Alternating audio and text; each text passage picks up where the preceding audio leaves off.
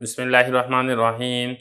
نور الازح کا چوتھا باب ہے ترکیب صلاۃ، سبق نمبر 1 میں خوش آمدید۔ آج کے سبق کے اندر ہم فارسی میں تکبیر تحریمہ کے بارے میں پڑھیں گے۔ عبارت دیکھ لیں۔ فصل فی کیفیت ترکیب الصلاۃ اذا اراد الرجل الدخول فی الصلاۃ اخرج کفیہ من کمیہ ثم رفعہما حذاء اذنیہ ثم کبر بلا مد ناویا ویصح شروع بکل ذکر خالص للہ تعالی کسبحان اللہ وبالفارسیۃ عجز عن العربیۃ وإن قدر لا يصح شروعه بالفارسیۃ ولا قراءته بها في الأصح ثم وضع يمينه على يساره تحت سرته عقب التحریمۃ بلا مہلۃ مستفتحا وهو ان يقول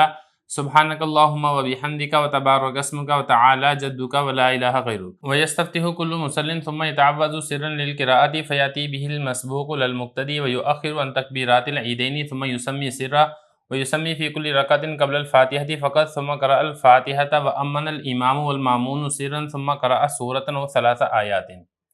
ترجمہ دیکھ لیں۔ فصل ہے ترکیب صلاۃ کی کیفیت کے بارے میں۔ جب آدمی ارادہ کرے نماز میں داخل ہونے کا تو اپنی ہتھیلیوں کو نکالے اپنے آستین میں سے، پھر ان دونوں کو اٹھائے کانوں کے برابر، پھر تکبیر کہے بغیر مد کے نیت کرتے ہوئے، اور صحیح ہے شروع کرنا نماز کا ہر ایسے ذکر کے ساتھ جو خالص اللہ تعالیٰ کے لیے ہو، جیسا کہ سبحان اللہ، اور فارسی سے شروع کرنا اگر عربی زبان سے عاجز ہے، اور اگر عربی پر قادر ہے تو فارسی میں نماز کا شروع کرنا صحیح نہیں ہے، اور نہ ہی فارسی میں قرأت صحیح ہے صحیح قول کے مطابق۔ پھر اپنے دائیں ہاتھ کو اپنے بائیں ہاتھ پر رکھے ناف کے نیچے، تکبیر تحریمہ کے فوراً بعد بغیر کسی مہلت کے، اس حال میں کہ وہ آغاز کرنے والا ہوگا، اور آغاز کرنا اس طریقے سے ہے کہ وہ یہ کہے گا سبحانک اللہم وبحمدک وتبارک اسمک وتعالی جدک ولا الہ غیرک، اور آغاز کرے گا ہر نماز پڑھنے والا انہی الفاظ کے ساتھ، پھر تعوذ پڑھے گا آہستہ آواز سے قرات کے لیے، پھر اس کو کرے گا مسبوق نہ کہ مقتدی، اور مؤخر کرے گا اس کو عیدین کی تکبیرات سے، پھر تسمیہ پڑھے گا خاموشی سے، اور تسمیہ پڑھے گا ہر رکعت میں فاتحہ سے پہلے صرف، پھر فاتحہ کی قرات کرے گا، اور امام اور مقتدی وہ آمین کہیں گے آہستہ آواز سے، پھر قرات کرے گا ایک سورت کی یا 3 آیات کی۔ عبارت ہو چکی ہے، ترجمہ ہو چکا ہے، اب چلتے ہیں اس کی تشریح کی طرف۔ چوتھا باب یہاں سے شروع ہو رہا ہے ترکیب صلاۃ کے بارے میں۔ اصل میں ہے تو یہی کتاب الصلاۃ سے ہی اس کا تعلق، لیکن اس کو ایک الگ باب کے اندر ہم نے ذکر کیا ہے۔ تو اس باب کے اندر ہوگا کیا کہ آپ نے نماز کو جس طریقے سے شروع کرنا ہے اور نماز کو کس طریقے سے عملی طور پر ادا کرنا ہے وہ سکھایا جائے گا۔ تو حضرت سب سے پہلے فرما رہے ہیں کہ جب آدمی ارادہ کرے نماز میں داخل ہونے کا، مطلب یہ کہ نماز پڑھنے کا ارادہ کرے، وضو وغیرہ آپ نے کر لیا ہے، قبلہ رخ آپ ہو چکے ہیں، پھر آپ کرنا کیا ہے، آپ نے کرنا یہ ہے کہ آپ نے اپنی ہتھیلی کو اپنی آستین وغیرہ سے نکالنا۔ مطلب یہ کہ اگر آپ کی آستین ذرا کھلی ہے یا آپ نے کچھ چادر وغیرہ لپیٹی ہوئی ہے، جیسے کہ گزشتہ فصل کے اندر بھی ہم نے یہ والی بات تفصیل سے پڑھ لی ہے، نماز کے آداب میں سے ایک ادب ہے کہ مرد اپنی ہتھیلیوں کو چادر یا آستین وغیرہ سے نکال کر پھر تکبیر تحریمہ کے لیے اللہ اکبر کہے گا۔ البتہ اگر نماز پڑھنے والی عورت ہے تو اس کے لیے حکم ہے کہ وہ اپنی ہتھیلیوں کو باہر نہیں نکالے گی، وہ اندر سے ہی اللہ اکبر کہہ دے گی۔ تو یہ ایک تو یہ ہے کہ اپنی ہتھیلیوں کو اپنی آستین سے باہر نکالنا ہے، ثم رفعہما حذاء اذنیہ، پھر اپنی دونوں ہتھیلیوں کو اپنے کانوں کے برابر اٹھانا ہے۔ یہ والی بات بھی پہلے گزر چکی ہے کہ جو مرد ہے ان کی جو ہتھیلیاں ہیں اس کو قبلہ رخ کرے گا اور کانوں کی لو کے برابر یہاں تک اس طریقے سے اٹھائے گا، تو نہ تو آپ کی ہتھیلیوں کا رخ اوپر کی طرف ہو نہ ہی نیچے کی طرف ہو، بالکل سیدھا قبلہ رخ ہونا چاہیے۔ پھر اس کے بعد کیا ہے، کبر بلا مد، تکبیر کہے گا بغیر مد کے۔ دیکھیں مد میں دو طریقے ہو سکتے ہیں، ایک تو یہ ہے کہ اللہ اکبر کی جو اللہ ہے اس کے اوپر آپ مد کریں، آپ ایسے کریں اللہ اکبر، اگر آپ ایسے کریں گے تو نماز فاسد ہو جائے گی، نماز نہیں ہوگی۔ دوسرا طریقہ یہ ہے کہ آپ اکبر کے شروع میں جو حمزہ ہے اس کو آپ لمبا کریں اور آپ اس کو پڑھیں اللہ اکبر، اگر اس طریقے سے پڑھا تو تب بھی نماز فاسد ہو جائے گی، نماز درست نہیں ہوگی۔ تو اس چیز کا آپ نے خیال رکھنا ہے کہ جو تکبیر تحریمہ آپ نے ادا کرنی ہے اس میں آپ نے مد نہیں کرنا ہے۔ تو یہ حضرت فرما رہے ہیں کہ تکبیر کہے گا بغیر مد کے، ناوین نیت کرنے والا ہوگا، مطلب یہ کہ آپ نے جو تکبیر تحریمہ کہنی ہے تو اسی کے ساتھ ہی آپ نے نیت بھی کر لینی ہے آپ کون سی نماز پڑھ رہے ہیں، فرض پڑھ رہے ہیں، نفل پڑھ رہے ہیں، سنت پڑھ رہے ہیں، فجر پڑھ رہے ہیں، ظہر پڑھ رہے ہیں، عصر پڑھ رہے ہیں، مغرب پڑھ رہے ہیں، عشاء پڑھ رہے ہیں، تو ان سب کے ساتھ ہی آپ نے نیت بھی کر لینی ہے۔ ویسے ہو شروع بکل ذکر خالص للہ تعالی۔ اگلا مسئلہ یہ ہے کہ جو تکبیر تحریمہ ہے آیا کیا اس میں اللہ اکبر کہنا ہی ضروری ہے یا پھر آپ اس کے علاوہ کسی اور ذکر سے بھی تکبیر تحریمہ کہہ سکتے ہیں؟ تو حضرت فرما رہے ہیں کہ ہر ایسے ذکر کے ساتھ تکبیر تحریمہ کہی جا سکتی ہے جو اللہ تعالیٰ کے ساتھ ہی خاص ہو، غیر اللہ کے لیے استعمال نہ کیا جاتا ہو، جیسے کہ سبحان اللہ، یا الحمدللہ، اس طرح کے جو الفاظ ہیں اس کے ذریعے سے بھی تکبیر تحریمہ کہی جا سکتی ہے۔ لیکن پہلے بھی میں آپ کو مسئلہ بتا چکا ہوں کہ اللہ اکبر کہنا یہ واجبات میں سے ایک واجب ہے۔ اگر کوئی جان بوجھ کر اس طریقے سے اللہ اکبر کے علاوہ کوئی اور لفظ استعمال کرے گا اللہ تعالیٰ کے ذکر کے لیے تو اس کی تکبیر تحریمہ تو ہو جائے گی، لیکن ایسا کرنا مکروہ تحریمی ہے، جائز اور درست نہیں ہے۔ تو یہ فرما رہے ہیں کہ صحیح ہے نماز کا شروع کرنا ہر ایسے ذکر کے ساتھ جو خالص اللہ تعالیٰ کے لیے ہو، جیسا کہ سبحان اللہ۔ اور اسی طریقے سے اگر کوئی شخص ایسا ہے جس کو عربی نہیں آتی ہے، اگر وہ عربی کے بجائے فارسی زبان میں یہی اللہ تعالیٰ کی بزرگی کا کوئی کلمہ کہہ دیتا ہے، مثال کے طور پہ وہ کہتا ہے اللہ بزرگ ترست، اس طرح کے لفظ استعمال کر لیتا ہے، تو پھر اس صورت میں کیا حکم ہے؟ تو حضرت فرما رہے ہیں کہ اگر تو عربی میں ادا کرنے پر قادر نہیں ہے پھر فارسی میں ادا کرتا ہے تب تو نماز ہو جائے گی، لیکن اگر عربی میں قادر ہے اس کے باوجود فارسی میں تکبیر تحریمہ کہتا ہے یا قرات کرتا ہے تو پھر اس صورت کے اندر نماز ادا نہیں ہوگی۔ تو یہ فرما رہے ہیں وبال فارسی یتی ان عاجز عن العربیہ، اگر عربی زبان سے عاجز ہے تو پھر تکبیر تحریمہ فارسی میں کہہ دے۔ وَإِن قَدَرَ، اور اگر عربی زبان پر قادر ہے لا یصح شروعہ بالفارسیہ، تو فارسی زبان میں اور اسی طریقے سے عربی کے علاوہ کسی اور زبان کے اندر بھی تکبیر تحریمہ کہنا جائز اور درست نہیں ہے، اگر کہے گا تو نماز نہیں ہوگی۔ اسی طریقے سے قرات کرنا بھی صحیح قول کے مطابق یہ بھی عربی زبان کے اندر ہی لازم اور ضروری ہے، آپ کسی اور زبان کے اندر قرآن مجید کے ٹرانسلیشن اور ترجمہ نہیں پڑھ سکتے ہیں نماز کے اندر۔ اس کے بعد آگے حضرت فرما رہے ہیں وضع یمینہ علی یسارہ تحت سرتی، جیسے کہ میں نے آپ کو پہلے بھی بتا دیا ہے۔ اس کے بعد پھر دائیں ہاتھ کی جو ہتھیلی ہے اس کو بائیں ہاتھ پر آپ نے رکھ لینا ہے، وہ طریقہ میں نے آپ کو بتا دیا تھا کہ یہ جو آپ کی ہتھیلی کے اندر والا حصہ ہے اس کو آپ نے یہ جو بایاں ہاتھ ہے اس کے آپ نے اس طریقے سے جوڑ پر اس طریقے سے رکھ کے انگوٹھے اور سب سے چھوٹی انگلی کا حلقہ بنا لینا ہے، 3 انگلیوں کو اس طریقے سے بازو پر رکھ لینا ہے اور ناف کے نیچے، مطلب جو آپ کا بایاں ہاتھ ہے وہ بالکل آپ کے ناف کے ساتھ ملا ہوا ہو، لیکن ناف کے اوپر نہ ہو، ناف کے اوپر بھی نہ ہو، ناف سے اوپر بھی نہ ہو، ناف کے نیچے ہو، لیکن بالکل ساتھ متصل ہو، اس طریقے سے اپنے ہاتھوں کو باندھ لینا ہے۔ تو یہ فرما رہے ہیں کہ اپنے ہاتھوں کو دائیں ہاتھ کو رکھ دے گا بائیں ہاتھ پر ناف کے نیچے، عقب تحریمہ، مطلب تکبیر تحریمہ پڑھنی ہے نا آپ نے اللہ اکبر، اس کے فوراً بعد یہ آپ نے ہاتھ باندھ لینا ہے بغیر کسی مہلت کے۔ مطلب اس کے اندر یہ نہیں ہے کہ آپ نے ایک مرتبہ تکبیر تحریمہ کہہ دی ہے اللہ اکبر، اس کے بعد پھر آپ 5-10 سیکنڈ کے بعد یا 1-2 منٹ کے بعد آپ ہاتھ باندھیں، ایسا کرنا جائز اور درست نہیں ہے۔ تو یہ فرما رہے ہیں عقب تحریمہ تکبیر تحریمہ کے بعد بلا مہلتن، بغیر کسی مہلت کے، مستفتحن، افتتاح کرنے والا ہوگا، آغاز کرنے والا ہوگا۔ مطلب یہاں سے اب آپ کی عملی طور پہ نماز شروع ہو رہی ہے۔ نماز کیسے آپ نے شروع کرنی ہے؟ وہ شروع کرنے کا طریقہ یہ ہے کہ آپ نے ثنا پڑھنی ہے۔ ثنا کیا ہے آپ کو معلوم ہے؟ ثنا اس طریقے سے پڑھے گا سبحانک اللہم وبحمدک وتبارک اسمک وتعالی جدک ولا الہ غیرک، تو یہ ثنا آپ نے پڑھنی ہے۔ وَيَسْتَفْتِحُ كُلُّ مُصَلٍّ، اور یہ والی جو ثنا ہے اس کے ذریعے سے افتتاح کرے گا ہر نماز پڑھنے والا۔ آپ انفرادی طور پہ نماز پڑھ رہے ہیں یا آپ جماعت کے ساتھ نماز پڑھ رہے ہیں، مرد پڑھ رہا ہے یا عورت پڑھ رہی ہے، ہر نماز سے پہلے فرض پڑھ رہے ہیں، واجب پڑھ رہے ہیں، سنت پڑھ رہے ہیں، نفل پڑھ رہے ہیں، ہر نمازی نے یہ ثنا پڑھنی ہے۔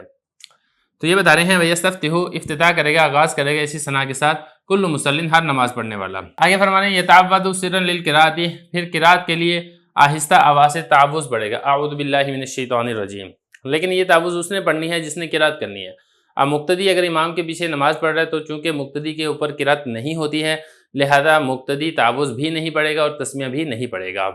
فیاتی بہ المسبوق علی المقتدی، حضرت فرما رہے ہیں کہ مسبوق تو تعوذ پڑھے گا لیکن مقتدی نہیں پڑھے گا، کیونکہ مقتدی امام کے ابتدا میں نماز پڑھ رہا ہے اور امام کی قراءت مقتدی کی قراءت ہوتی ہے، لہذا مقتدی تو تعوذ تسمیہ نہیں پڑھے گا۔ البتہ مسبوق میں آپ کو بتا چکا ہوں جس کی کچھ رکعتیں رہ گئی ہوں، اب جب امام نے سلام پھیر دیا ہے وہ اٹھ کے باقی رکعتیں ادا کرنے لگا ہے تو چونکہ اب اس نے قراءت کرنی ہے لہذا یہ تعوذ بھی پڑھے گا اور تسمیہ بھی پڑھے گا۔ وَيُؤَخِّرُ عَنْ تَكْبِيرَاتِ الْعِيدَيْنِ، اگلا مسئلہ فرما رہے ہیں کہ یہ جو تعوذ اور تسمیہ ہے اس کو عیدین کی تکبیرات سے مؤخر کرے گا۔ آپ کو معلوم ہے کہ جو عید کی 6 زائد تکبیریں ہوتی ہیں ان میں جب شروع کے اندر آپ جب پہلی رکعت کے اندر جب آپ پہلی تکبیر تحریمہ کہتے ہیں اس کے بعد پھر آپ فوراً تلاوت شروع نہیں کرتے ہیں بلکہ 3 زائد تکبیریں کہنی ہوتی ہے پہلی رکعت کے اندر، دوسری رکعت میں نہیں، پہلی رکعت کے اندر۔ تو پھر یہی حضرت فرما رہے ہیں کہ جب آپ نے وہ پڑھ لی ہے تکبیر تحریمہ کہہ کے آپ نے ہاتھ باندھ لیے ہیں، ثنا پڑھ لی ہے، اس کے بعد پھر چونکہ 3 تکبیرات کہنی ہوتی ہیں لہذا تعوذ اور تسمیہ جو ہے ان 3 تکبیرات کے بعد آپ نے پڑھنا ہے، ان سے پہلے نہیں پڑھنا ہے۔ تو یہ فرما رہے ہیں کہ یہ جو تعوذ اور تسمیہ ہے اس کو آپ مؤخر کریں گے عیدین کی تکبیرات سے۔ ثم یسمی سرا، پھر اس کے بعد تسمیہ پڑھیں گے آہستہ آواز سے، بسم اللہ الرحمن الرحیم، اور یہ جو تسمیہ ہے یہ ہر رکعت میں فاتحہ سے پہلے پڑھی جائے گی۔ جس نے تلاوت کرنی ہے وہ فاتحہ سے پہلے تسمیہ بھی پڑھے گا۔ اب امام ہے تو امام چونکہ تلاوت کرتا ہے لہذا امام بھی فاتحہ سے پہلے تسمیہ پڑھے گا، انفرادی طور پہ نماز پڑھنے والا چونکہ تلاوت کرتا ہے لہذا وہ بھی فاتحہ سے پہلے تسمیہ پڑھے گا، لیکن جو مقتدی ہے وہ چونکہ امام کی ابتدا میں نماز پڑھتا ہے وہ تلاوت نہیں کرتا ہے لہذا وہ فاتحہ بھی نہیں پڑھے گا اور اس سے پہلے تسمیہ بھی نہیں پڑھے گا۔ تو یہ بتا رہے ہیں کہ ثم یسمی مسرا، پھر تسمیہ پڑھے گا آہستہ آواز سے اور اس کو پڑھے گا ہر رکعت میں فاتحہ سے پہلے فقط۔ ثم قرأ الفاتحہ، پھر اس کے بعد فاتحہ کی تلاوت کریں گے ہم نماز کے اندر۔ وَأَمَّنَ الْإِمَامُ وَالْمَأْمُومُ مسرا، پھر جب فاتحہ مکمل ہو جائے گی تو پھر آمین کہے گا امام، آمین امام بھی کہے گا اور جو مقتدی ہیں وہ بھی کہیں گے آمین۔ اسی طریقے سے اگر آپ انفرادی طور پہ نماز پڑھ رہے ہیں تو آپ بھی سورہ فاتحہ کے بعد کہیں گے آمین، لیکن اس کو اونچی آواز سے نہیں کہنا ہے بلکہ آپ نے اس کو آہستہ آواز سے کہنا ہے۔ تو جب یہ فاتحہ بھی مکمل ہوگی اب اس کے بعد آگے کیا ہے، اب فاتحہ کے ساتھ اب سورت ملا لیں، کوئی بھی سورت آپ ملا سکتے ہیں، سورہ کافرون ملا لیں، سورہ اخلاص ملا لیں، سورہ ناس ملا لیں، سورہ فلق ملا لیں، کوئی بھی سورت آپ ملا سکتے ہیں۔ اور ثلاث آیات، یا کم از کم یہ ہے اگر آپ سورت پوری نہیں ملاتے ہیں تو کم از کم درجہ یہ ہے کہ قرآن مجید سے کہیں سے بھی 3 آیات پڑھیں، تو یہ کم از کم درجہ ہے، زیادہ نہیں، زیادہ سے زیادہ آپ 100 آیات پڑھ لیں، 200 آیات پڑھ لیں، وہ آپ کی مرضی ہے۔ تو یہ کچھ کیفیت آ چکی ہے، باقی جو کیفیت ہم انشاءاللہ اس سے اگلے سبق کے اندر پڑھتے ہیں۔ بسم اللہ الرحمن الرحیم۔ نور الاضاء کا چوتھا باب ہے ترکیب صلاۃ، سبق نمبر 2 میں خوش آمدید۔ آج کے سبق کے اندر ہم پڑھیں گے کہ رکوع کیسے کریں گے۔ عبارت دیکھ لیں، ثم کبر راکعا مطمئنا مسویا رأسہ بعجزہ آخذا رکبتیہ بیدیہ مفرجا اصابعہ وسبح فیہ ثلاثا وذلک ادناہ، ثم رفع رأسہ واطمأن قائلا سمع اللہ لمن حمدہ ربنا لک الحمد لو اماما او منفردا والمقتدی یکتفی بالتحمید، ثم کبر خارا للسجود، ثم وضع رکبتیہ ثم یدیہ ثم وجہہ بین کفیہ وسجد بانفہ وجبہتہ مطمئنا مسبحا ثلاثا وذلک ادناہ، وجافا بطنہ عن فخذیہ وعضدیہ عن ابطیہ فی غیر زحمۃ موجہا اصابع یدیہ ورجلیہ نحو القبلۃ، والمرأة تخفض وتلزق بطنها بفخذیہا وجلس بین سجدتین واضعا یدیہ علی فخذیہ مطمئنا، ثم کبر وسجد مطمئنا وسبح فیہ ثلاثا وجافا بطنہ عن فخذیہ وابدا عضدیہ۔ ترجمہ دیکھ لیں، پھر تکبیر کہے رکوع کرتے ہوئے اطمینان کے ساتھ، برابر کرے گا اپنے سر کو اپنی سرین کے ساتھ، پکڑنے والا ہوگا اپنے دونوں گھٹنوں کو اپنے دونوں ہاتھوں کے ساتھ، کھولنے والا ہوگا اپنی انگلیوں کو، اور تسبیح کہے گا اس میں 3 مرتبہ اور یہ کم مقدار ہے۔ پھر اپنے سر کو اٹھائے گا اور اطمینان سے کہے گا سمیع اللہ لمن حمدہ ربنا لک الحمد، اگر امام ہے یا منفرد ہے، اور مقتدی اکتفا کرے گا صرف ربنا لک الحمد پر۔ پھر تکبیر کہے گا گرتے ہوئے سجدے کے لیے، پھر اپنے دونوں گھٹنوں کو رکھے گا، پھر اپنے ہاتھوں کو رکھے گا، پھر اپنے چہرے کو رکھے گا اپنی دونوں ہتھیلیوں کے درمیان، اور سجدہ کرے گا اپنی ناک پر اور اپنی پیشانی پر، اطمینان کے ساتھ تسبیح پڑھنے والا ہوگا 3 مرتبہ اور یہ کم مقدار ہے، اور اپنے پیٹ کو اپنی رانوں سے جدا رکھے گا اور اپنے بازوؤں کو اپنے پہلو سے جدا رکھے گا جبکہ رش نہ ہو، پھیرنے والا ہوگا اپنے ہاتھوں کو اور پاؤں کی انگلیوں کو قبلہ کی جانب، اور عورت پست ہو کے سجدہ کرے گی اور ملا لے گی اپنے پیٹ کو اپنی رانوں کے ساتھ اور سجدہ کرے، اور بیٹھے گا 2 سجدوں کے درمیان، رکھنے والا ہوگا اپنے دونوں ہاتھوں کو اپنی ران پر اطمینان کے ساتھ، پھر تکبیر کہے گا اور سجدہ کرے گا اطمینان کے ساتھ، اور تسبیح پڑھے گا 3 مرتبہ تسبیح، اور اپنے پیٹ کو اپنی رانوں سے جدا رکھے گا اور اپنے بازوؤں کو ظاہر کرے گا۔ عبارت ہو چکی ہے، ترجمہ ہو چکا ہے، اب چلتے ہیں اس کی تشریح کی طرف۔ اس سے پہلے ہم نے تکبیر تحریمہ کیسے کہنی ہے یہ پڑھ لیا، تکبیر تحریمہ کے بعد آپ نے کیا پڑھنا ہے یہ پڑھ لیا، اور اسی طریقے سے قیام آپ نے کس طریقے سے کرنا ہے، قیام میں کیا کیا پڑھنا ہے، ساری تفصیل ہو چکی ہے۔ اب قیام کے بعد آگے رکوع سے آج کا سبق شروع ہو رہا ہے۔ تو حضرت فرما رہے ہیں کہ پہلی بات تو یہ ہے کہ جس وقت آپ نے رکوع کرنا ہے تو تکبیر کہتے ہوئے آپ نے رکوع کے اندر جانا ہے۔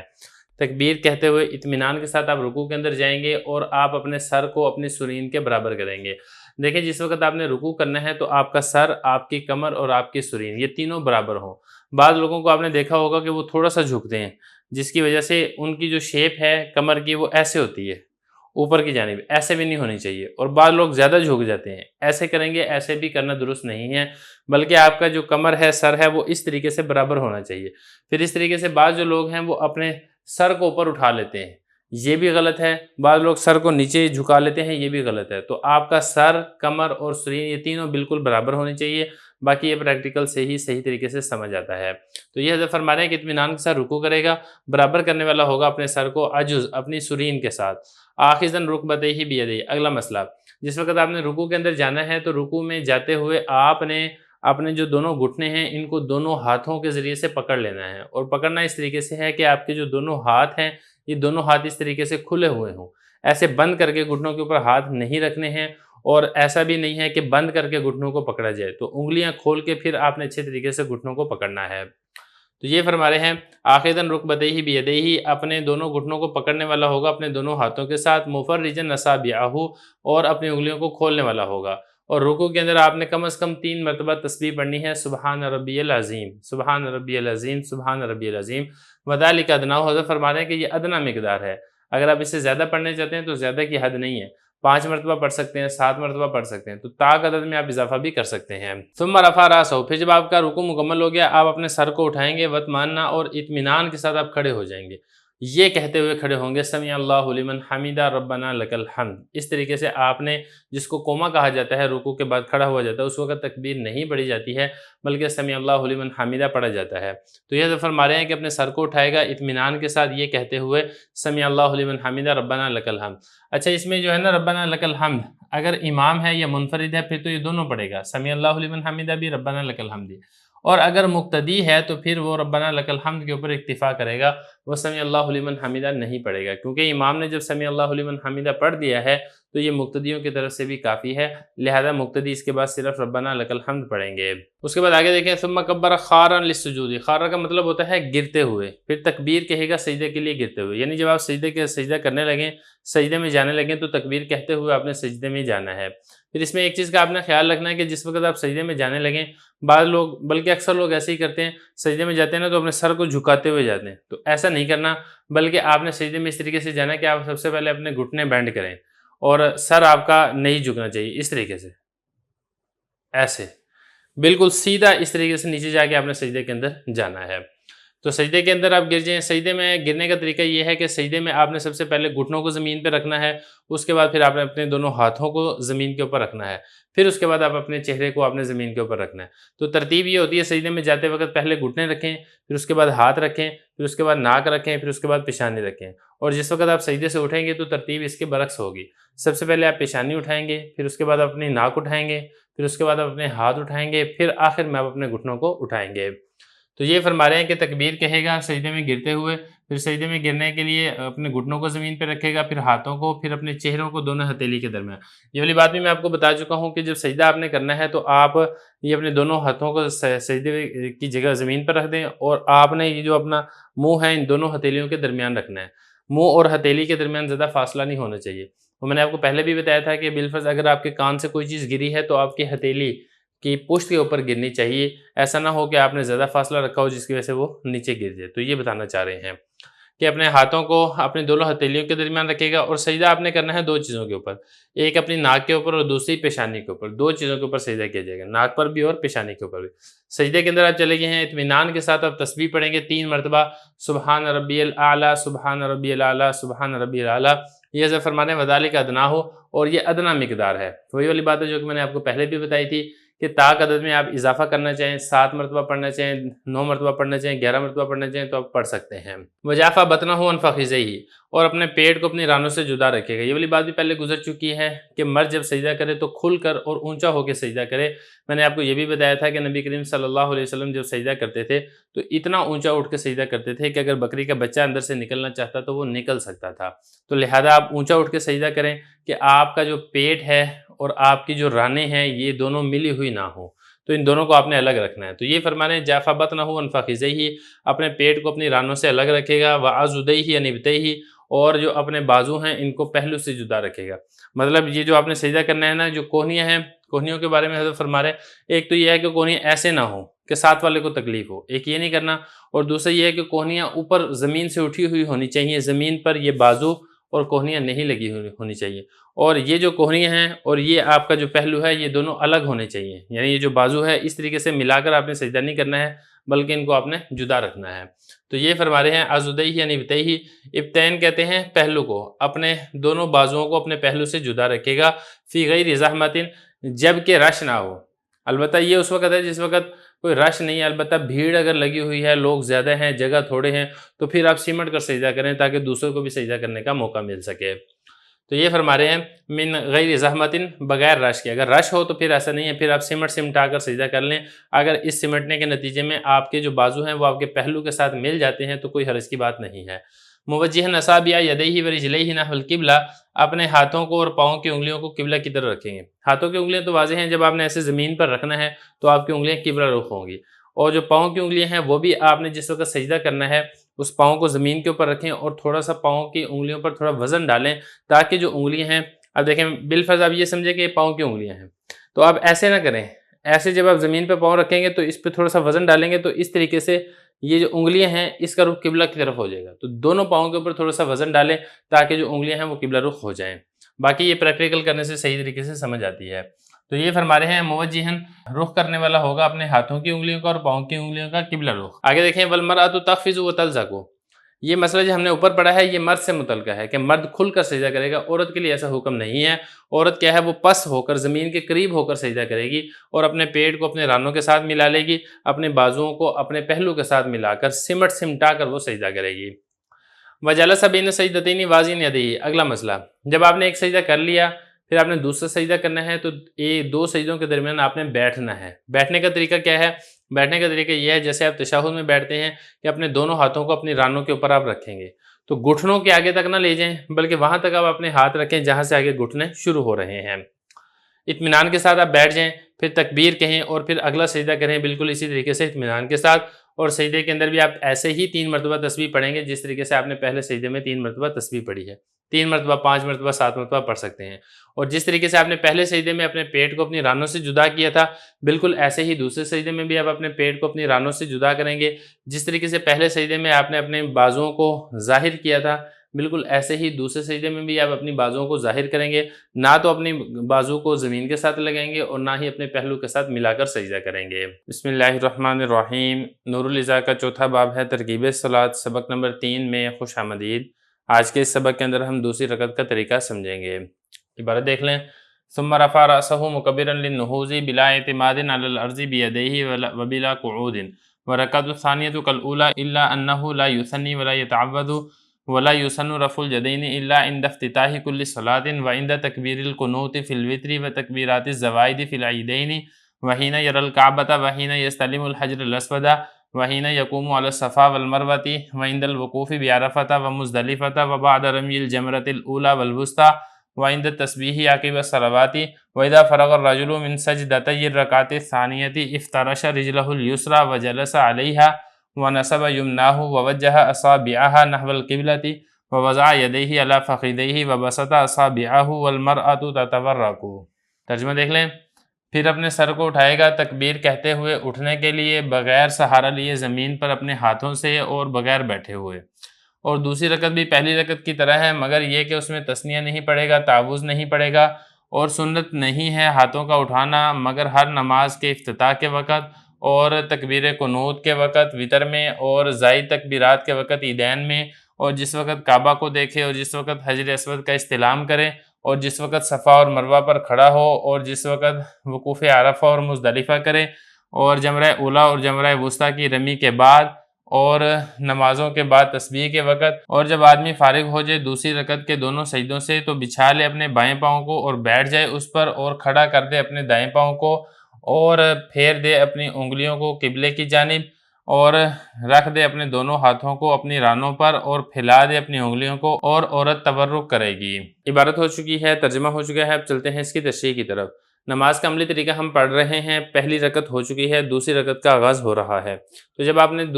پہلی رکعت کا دوسرا سجدہ کر لیا ہے، اب آپ نے زمین سے کھڑے ہونا ہے۔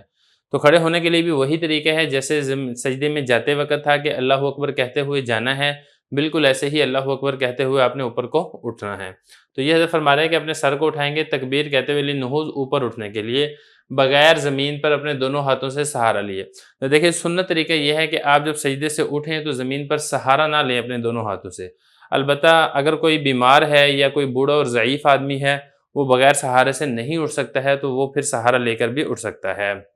تو یہ فرما رہے ہیں بغیر اعتماد کیے، بغیر سہارا لیے زمین پر اپنے دونوں ہاتھوں سے، وبلا قعود، اور بغیر بیٹھے ہوئے۔ جب دوسرے سجدے سے کھڑا ہونا ہے قیام کی طرف تو پھر وہاں پر بیٹھنا نہیں ہے، یعنی کہ آدمی پہلے بیٹھے اور پھر کھڑا ہو، جس کو جلسہ استراحت کہا جاتا ہے۔ البتہ یہاں پر بھی وہی والا مسئلہ ہے کہ اگر کوئی ضعیف ہے، بیمار ہے، کمزور ہے، بوڑھا ہے، وہ ایسے نہیں اٹھ سکتا ہے تو پھر وہ جلسہ استراحت کر سکتا ہے۔ والرکعۃ الثانیۃ کالاولی، آگے فرما رہے ہیں کہ جو دوسری رکعت ہے وہ پہلی رکعت ہی کی طرح ہے، یعنی جس طریقے سے آپ نے پہلی رکعت میں ہاتھ جہاں پر باندھے تھے دوسری رکعت میں بھی وہیں پر ہاتھ باندھیں گے، جس طریقے سے پہلی رکعت میں آپ نے قرات کی تھی دوسری رکعت میں بھی کریں گے، پہلی رکعت میں جیسے آپ نے رکوع کیا، سجدے کی، دوسری رکعت ساری کی ساری ویسے ہی ہوگی جیسے پہلی رکعت ہے، البتہ تھوڑا سا فرق ہے۔ فرق کیا ہے؟ فرق بتا رہے ہیں الا انہ لا یثنی ولا یتعوذ۔ پہلا فرق اس کے اندر یہ ہے کہ جو دوسری رکعت ہے اس کے اندر آپ نے ثنا نہیں پڑھنی ہے، ثنا صرف پہلی رکعت کے ساتھ خاص ہے۔ اسی طریقے سے جو تعوذ ہے وہ بھی آپ نے صرف پہلی رکعت میں ہی پڑھنا ہے، دوسری رکعت میں آپ نے تعوذ نہیں پڑھنا ہے۔ اور اسی طریقے سے جو رفع یدین ہے، یعنی ہاتھوں کو جو اٹھانا تھا، پہلی رکعت میں آپ نے تکبیر تحریمہ کہتے وقت ہاتھوں کو اٹھائے تھے، یہ جو ہاتھوں کو اٹھانا ہے رفع یدین ہے، یہ دوسری رکعت کے اندر نہیں ہوگا۔ چند مقامات ہیں جہاں پر ہاتھوں کو اٹھانا مسنون ہے، وہ مقامات دیکھ لیں۔ فرما رہے ہیں کہ ہاتھوں کو اٹھانا سنت نہیں ہے مگر ہر نماز کے شروع کرتے وقت، یعنی ہر نماز کی تکبیر تحریمہ کہتے وقت ہاتھوں کو اٹھانا مسنون ہے۔ اسی طریقے سے آگے سے فرما رہے ہیں عند تکبیر القنوت فی الوتر، وطر کی تیسری رکعت میں قنوت سے پہلے ہاتھوں کو اٹھانا یہ مسنون ہے، آپ ہاتھوں کو اٹھا کر باندھیں، اس کے بعد پھر آپ دعائے قنوت پڑھیں گے۔ اسی طریقے سے تکبیرات الزوائد فی العیدین، عیدین میں جو 6 زائد تکبیریں ہوتی ہیں ان میں بھی ہاتھوں کو اٹھا کر اللہ اکبر کہا جائے گا۔ وحین یری الکعبہ، اور جس وقت کعبہ کو دیکھیں۔ مکہ مکرمہ میں داخل ہونے کے بعد سب سے پہلے مسجد حرام میں داخل ہونا چاہیے، اور جب بیت اللہ نظر آئے تو ہاتھوں کو اٹھا کر اللہ اکبر کہنا، یہ سنت عمل ہے۔ اسی طریقے سے حین یستلم الحجر الاسود، جس وقت حجر اسود کا استلام کرے۔ دیکھیں جب آپ مسجد حرام میں داخل ہوں اور طواف کی ابتدا کریں تو طواف کی ابتدا حجر اسود سے کرنی چاہیے، اور حجر اسود کے مقابل آپ کھڑے ہو کر باقاعدہ سینہ اور چہرے کو حجر اسود کی طرف کریں، اور نماز میں تکبیر تحریمہ کی طرح آپ دونوں ہاتھوں کو کانوں تک اٹھا کر اللہ اکبر کہیں، اور اس کے بعد پھر طواف شروع کریں۔ اس طریقے سے ہاتھوں کو اٹھانا سنت عمل ہے۔ آگے دیکھیں حین یقوم علی الصفا والمروہ، جس وقت صفا اور مروہ پر کھڑے ہوں۔ جب آپ نے طواف کر لیا ہے، طواف سے فارغ ہو کر پھر آپ مسعی میں جائیں گے، یعنی اس میدان میں جائیں گے جہاں پر سعی کی جاتی ہے صفا اور مروہ کے درمیان، تو اللہ اکبر کہہ کر ہاتھوں کو اٹھا کر سعی شروع کریں گے، اور جب آپ سعی مکمل کر لیں گے 7 چکر، اس کے بعد پھر قبلہ کی رخ متوجہ ہو کر اللہ تعالیٰ سے دعا کے ذریعے سے اپنی مرادیں مانگیں، اور تکبیر بھی پڑھیں اور تحلیل بھی پڑھیں، اللہ اکبر بھی آپ پڑھیں اور لا الہ الا اللہ بھی آپ پڑھیں گے، تو یہ بھی سنت عمل ہے۔ وعند الوقوف بعرفہ و مزدلفہ، وقوف عرفہ اور وقوف مزدلفہ کے وقت، جس وقت آپ حج کرنے لگیں اور حج میں وقوف عرفہ اور وقوف مزدلفہ کریں تو وہاں پر بھی ہاتھوں کو اٹھا کر اللہ اکبر کہنا، یہ سنت عمل ہے۔ آگے دیکھیں بعد رمی الجمرۃ الاولی والوسطی، جمرہ اولیٰ اور جمرہ وسطیٰ کی رمی کے بعد مینا کے اندر جب آپ جمرہ اولیٰ کی رمی کر لیں تو اس کے بعد بھی وہاں پر اللہ تعالیٰ کی تعریف کریں اور ہاتھوں کو اٹھا کر اللہ اکبر کہیں۔ اسی طریقے سے جمرہ وسطیٰ کی جب آپ رمی کر لیں تو وہاں پر بھی آپ اللہ تعالیٰ کی تعریف کریں اور ہاتھوں کو اٹھا کر اللہ اکبر کہیں، یہ سنت عمل ہے۔ وعند التسبیح عقب الصلوات، نمازوں کے فوراً بعد تسبیح کے وقت، نمازوں کے بعد ہاتھ اٹھا کر دعا مانگنا بھی مسنون ہے، تو اس وقت بھی رفع یدین آپ کریں تو یہ سنت عمل ہے۔ آگے دیکھیں وَإِذَا فَرَغَ الرَّجُلُ مِنْ سَجْدَتَيِّ الرَّكْعَةِ الثَّانِيَةِ، جب آدمی دوسرے سجدے سے فارغ ہو جائے، مطلب آپ نے پہلی رکعت ادا کر لی ہے، پھر دوسری رکعت سارا طریقہ آ چکا ہے، دوسری رکعت کا پہلا سجدہ کر لیا، پھر دوسری رکعت کا دوسرا سجدہ کر لیا، اب اس کے بعد آپ نے تشہد میں بیٹھنا ہے۔ اس کا طریقہ بتا رہے ہیں، اس کا طریقہ یہ ہے افترش رجلہ الیسریٰ، کہ آپ اپنے بائیں پاؤں کو بچھا لیں گے اور آپ اس کے اوپر بیٹھیں گے، اور جو آپ کا دایاں پاؤں ہے آپ اس کو کھڑا کر لیں گے، نصب یمناہ ووجہ اصابعہ نحو القبلہ، اور دونوں انگلیوں کو، دونوں پاؤں کی انگلیوں کا رخ قبلہ رخ کریں گے۔ مطلب یہ ہے نا کہ بالفرض آپ یہ والا بایاں پاؤں ہے جس کے اوپر آپ بیٹھ گئے ہیں، اور یہ آپ کا دایاں پاؤں ہے، دایاں پاؤں کو آپ نے اس طریقے سے کھڑا کر دینا ہے، اس پہ تھوڑا وزن لگائیں گے نا تو اس کی انگلیاں جو ہیں وہ قبلہ رخ ہو جائیں گی، اور اس پاؤں کے اوپر آپ بیٹھے تھے تو اس کی انگلیوں کو اس کے ساتھ ملائیں، اس کے ساتھ ملائیں گے، اس طریقے سے تھوڑا سا کریں گے تو اس کی انگلیاں بھی قبلہ رخ ہو جائیں گی اور اس کی انگلیاں بھی قبلہ رخ ہو جائیں گی۔ تو باقی یہ ہے کہ پریکٹیکل کرنے سے اس کی صحیح طریقے سے سمجھ آتی ہے، تو جو موٹا بندہ ہو اس کے لیے تھوڑی مشکل ہوتی ہے، جو ایک پتلا آدمی ہے وہ آسانی سے اس کو کر لیتا ہے۔ وَوَضَعَ يَدَيْهِ عَلَى فَخِذَيْهِ، اور جب آپ بیٹھیں گے تشہد میں تو آپ اپنے دونوں ہاتھوں کو اپنی دونوں رانوں پر رکھ لیں گے، گھٹنوں کے پاس، مطلب یہ کہ آپ کا ہاتھوں کا اینڈ جہاں سے ہوگا اس کے بعد آگے گھٹنے شروع ہو رہے ہوں۔